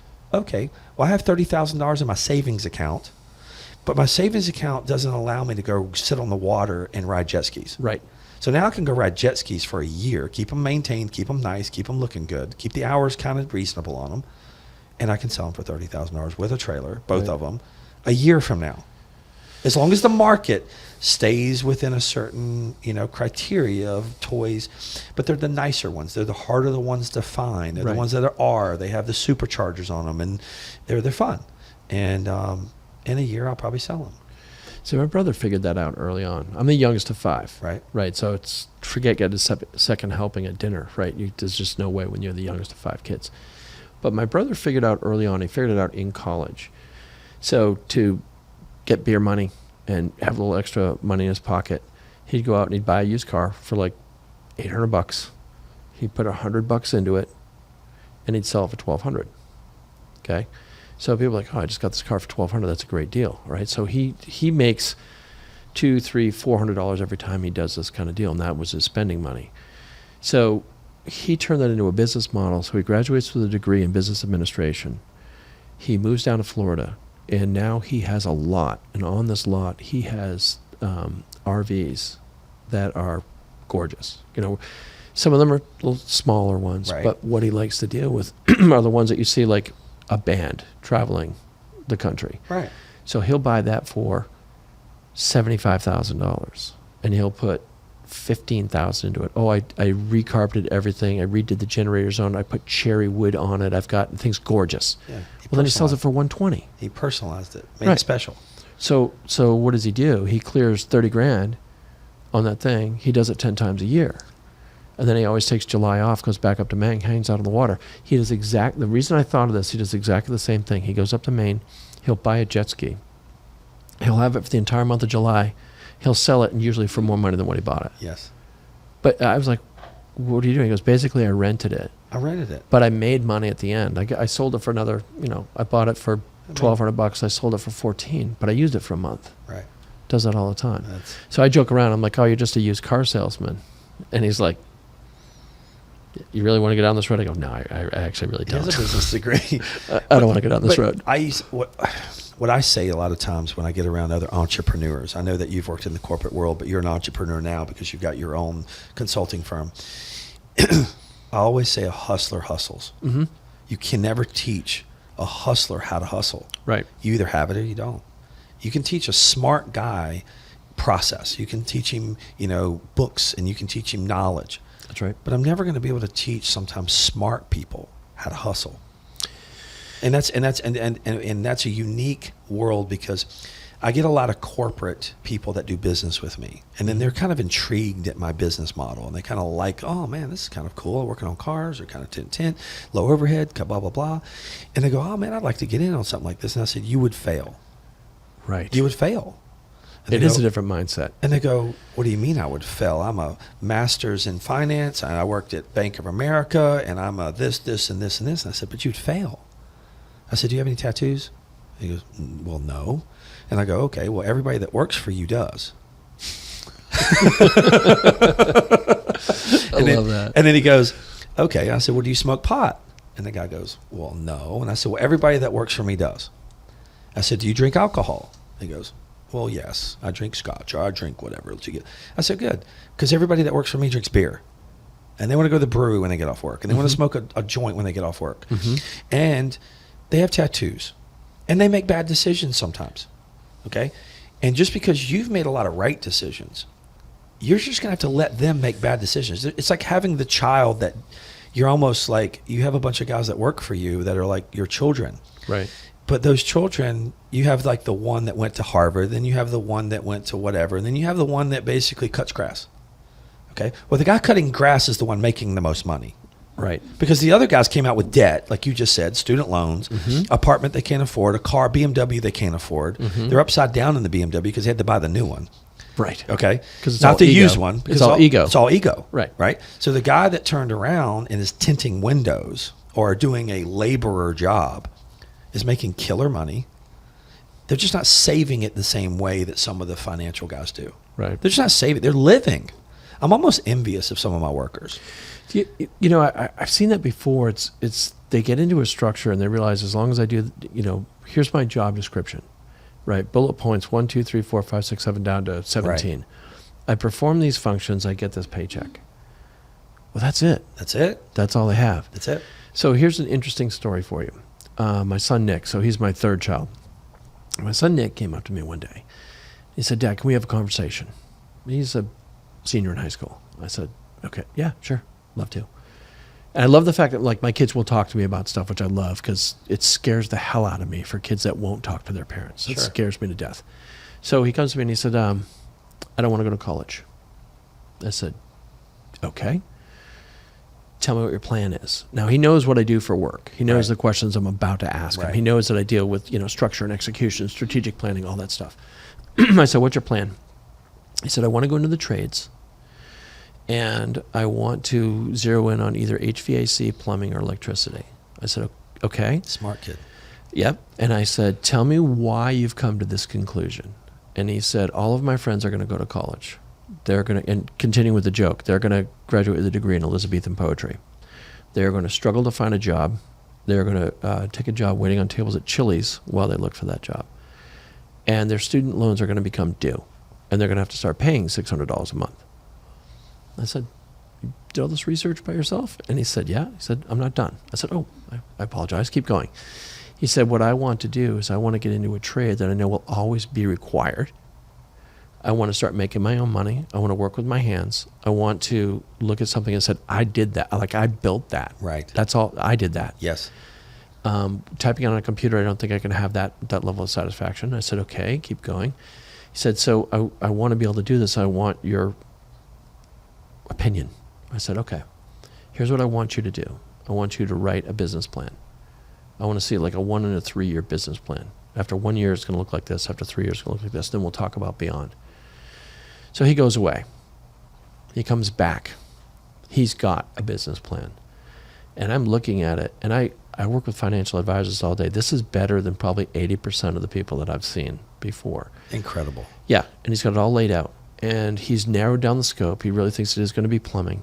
He knows, he says to me, I think it's about who you know, not what you know. So it's going to have to be a connection, a personal connection that I have. Well, as it turns out, my wife started talking to some other people. They introduced him to a small plumbing company that does industrial and commercial. It doesn't want to do residential. Industrial and commercial plumbing. This guy says, I'll bring you on as an intern. But I've had problems with interns before, so this is really kind of a test. We're going to see how this goes. So he's been there for a year and a half now. I think he's had 3 raises since. They're basically moving him into a supervisory role of others. And I talked to the owner, to this guy, John. I said, geez, how's Nick working out? And he said, I would give my left arm for 3 Nicks. I'm like, oh, come on. Yeah, I got to see him at home. He's kind of a pain in the ass. They go, no. He listens. He pays attention. He will stop me and say that one more time. Now, most teenagers, he's in his 20s now, they don't stop and ask. They're on their phone. They're looking at stuff. Are we almost done here? That's the way that they act. Right. This kid will say, I want to know more about what you just did. And I'll say to him, well, you don't need to know that right now. He goes, but I want to know. And I've got this, I posted on Facebook, I've got this picture of him, and the person who took the picture is standing over a hole that's 22 feet deep and 6 feet wide. And you look down into the hole of this picture, and Nick is in a hazmat suit at the bottom of this hole. Can barely move around, and he's got to put these giant threaded pipes into this terrible situation. If you have claustrophobia, you're throwing up at this point. He's down there, they can't quite get it. Now they lowered him on a chain. So they say, all right, Nick, you got to come up. Well, it's great effort. Man, you lasted longer than we thought. He looks up at them through this hazmat suit. He said, don't you dare pull me up yet. The job's not done. He stayed down there another 15 minutes, got everything perfectly. They pull him back up. And the owner was like, you don't get kids like that anymore. You don't. You just don't. So he then was talking to the owner, and they're like, okay, so, hey, Nick, what's your plan? What's your future? And Nick looked the owner in the eye. He said, to buy you out. And the owner's like, what the, he's like, are you kidding? I love it. And Nick's like, yeah, I'm going to grow this business. Yeah, I'm going to grow this business. You've got X number of employees. You've got 6 trucks that you use. The future of this is 20 trucks in 3 locations with 45 employees and 9 support staff. The guy's like, holy what'd you just say? He's 20. That's incredible. I mean, he's 21 now. You had to have influenced him so much early on. I can't take credit. You like to think that. But you influence. Well, you think that you talk. You never know if they listen, right? Yeah. My dad gave me a lot of advice over my career. Like, I'm talking from when I was a little kid all the way to even after college, right? You listen without listening. Mm-hmm. And then you absorb what you absorb, okay? Right. And then you remember these little voices in your head. And you're like, oh, yeah, my dad told me that. He was right. Yeah. You know what I mean? And you wonder when it resurfaces. Yeah. Yeah. And they just randomly come out in the left field. You're like, oh, yeah, my dad told me that. It's like, Tyler, who's my oldest, he has a dynamic personality. Like he's one of those kids that walks in. We used to joke around when he was young that I could drop him off at an Al Qaeda training camp and have 15 friends by the end of the day. Like it doesn't matter, just parachute him in, he'll be fine. That sounds like Ron Prisby. He's just that way. So what he does now, he's so engaging. Like he works down in Waxhaw, Yeah. and they refer to him as the mayor of Waxhaw. So he can. I don't care if you're a 22-year-old girl or a 65-year-old gay guy. It doesn't matter. He's everyone's friend. He's everyone's friend, but his adjustment. The reason why I bring out these different cross sections. It doesn't matter what cross section you're in, is that Tyler has the ability to get into that cross section and understand what's going on with you and connect. And of all the skills that you could probably learn at school or go to a trade show or you do, wherever it is, wherever you would pick this up, that's something you can't. You either have that, right, or you don't have that. I see a lot of parents that work so many jobs where they're absentee parents, and who's raising their kids? Right. Video games, Instagram, TikTok. They're going to the friend's house, and some get lucky. Yeah. With the new other, babysitter is the iPad. Yeah. Right. And it's just unfortunate, but everyone is trying to buy the bigger house, buy the newer cars, materialistic. We've really turned social media into a materialistic. You've measured success by what you own, right, not what you've accomplished. Right. And I look at the accomplishments as success, and it's not really in your mind, because I had people over my career, I don't know, in the last 10 years, I mean, they would come up to me even 10 years ago and they'd say, Mike, man, you're so successful. And I go, can you define success to me? Just your version. Can you tell me what your version, like you just said, can you, when your son asked a question earlier, and I said, can you define success? And he goes, well, you've got lots of money. And I said, so that's how you define success, is lots of money. Can you tell me what lots of money is? Mm-hmm. What, 100 grand, 50 grand? Like, really, that's success? Because I have a different vision of what success is. Right. And they go, well, what is your vision? And I said, well, I haven't helped enough people yet. I said, because that's when you truly become successful, is when you've helped others. Yeah. And I look at people as the biggest investment. I want to invest in people. I don't really want to invest in the stock market, even though I do some.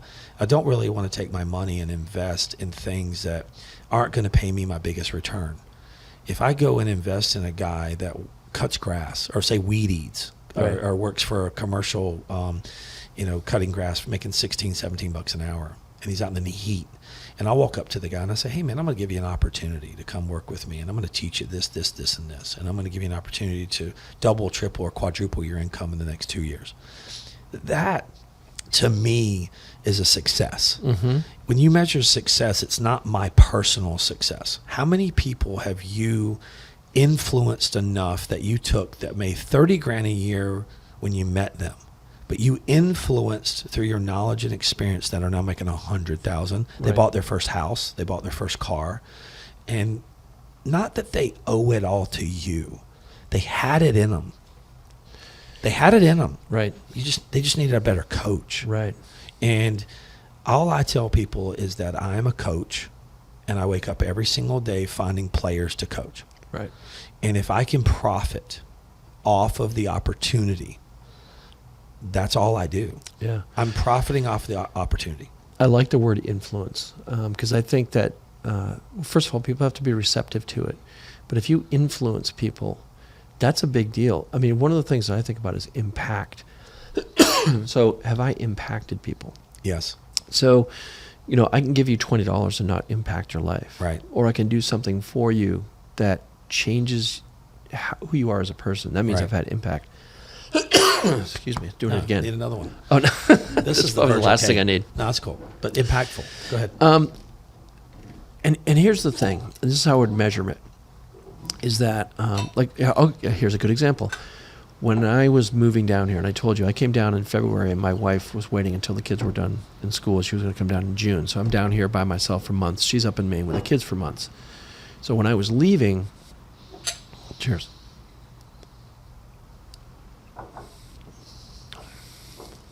Oh, wow. See, that's a little lighter, a little thinner, but so easy to drink. Dangerously easy to drink. That's the one Ron killed at my house. That's dangerously easy to drink. Yeah. Anyway, so in coming down here, I had one of the guys from one of my hockey teams come up to me and he said, "Hey, listen, just so you know, and just pass this on to Kate, here are our phone numbers. If anything happens, weird bump in the night, something, you're not around, she makes one phone call, we've got a tree, and she's going to have 15 guys standing on the front lawn in 13 minutes. And I realized that it wasn't like I had to pay these guys to do it. Somehow I'd had an impact on their lives. And it got to the point where my most prized possession, my family, they were willing to do whatever it took to protect that for me, which means at some point I must have had an impact on their life, because it's beyond, a friendship. Hey, buddy, good luck. See you later, blah, blah, blah. Right. And I've noticed now that, even down here, I've developed some really, really strong friendships since I've been in North Carolina. And it's the same thing. I think if it ever came down to it, I'd say, listen, it's like that scene from, what was the name of the movie with, was it The Town? It was with Ben Affleck. I don't know. Where he walks in and he sees his buddy. He said, listen, here's the thing. We're going to hurt some people. You can't ask any questions. And he goes on for a little bit, and he looks at the guy, and the guy looks at him and goes, whose car are we taking? Whose Like car? it wasn't any question. Yeah. Wasn't any question. Yeah. So that bond, that impact you have on humans is Right. so much more important than material wealth. Right. Like let's say somebody, I give somebody $10,000. Well, that's transactional. Shit. I haven't done anything personal to impact their life. Correct. It's transactional, Right. which means I can be replaced by a bank. My connection to that person can be replaced by a lender. Right. But if I've had an impact on somebody's life, a lender will never get in between. That's the difference. I agree. A friend of mine was asking me the other day, he's like, man, this guy referred a big deal, it was like a big contract to him.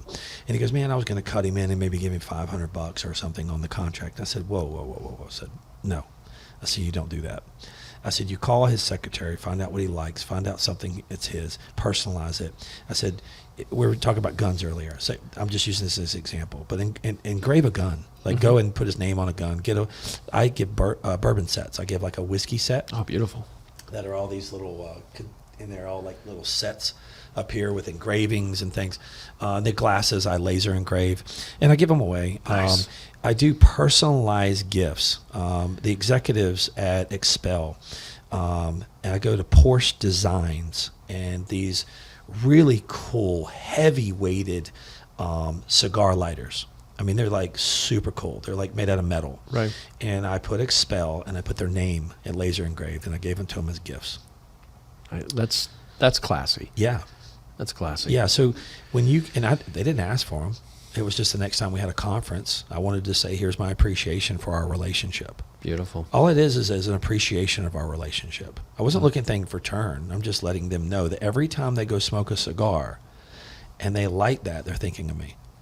So when do we get the bathroom break? When does that happen? It's done, brother. We're about to wrap up. Oh, God. We've been right at it, man. We're about 2 hours. Hey, I just want to say that this has been an absolute great learning experience. I really appreciate your time. I feel the same way. We've broken a little bread here, had Love a it. couple of drinks.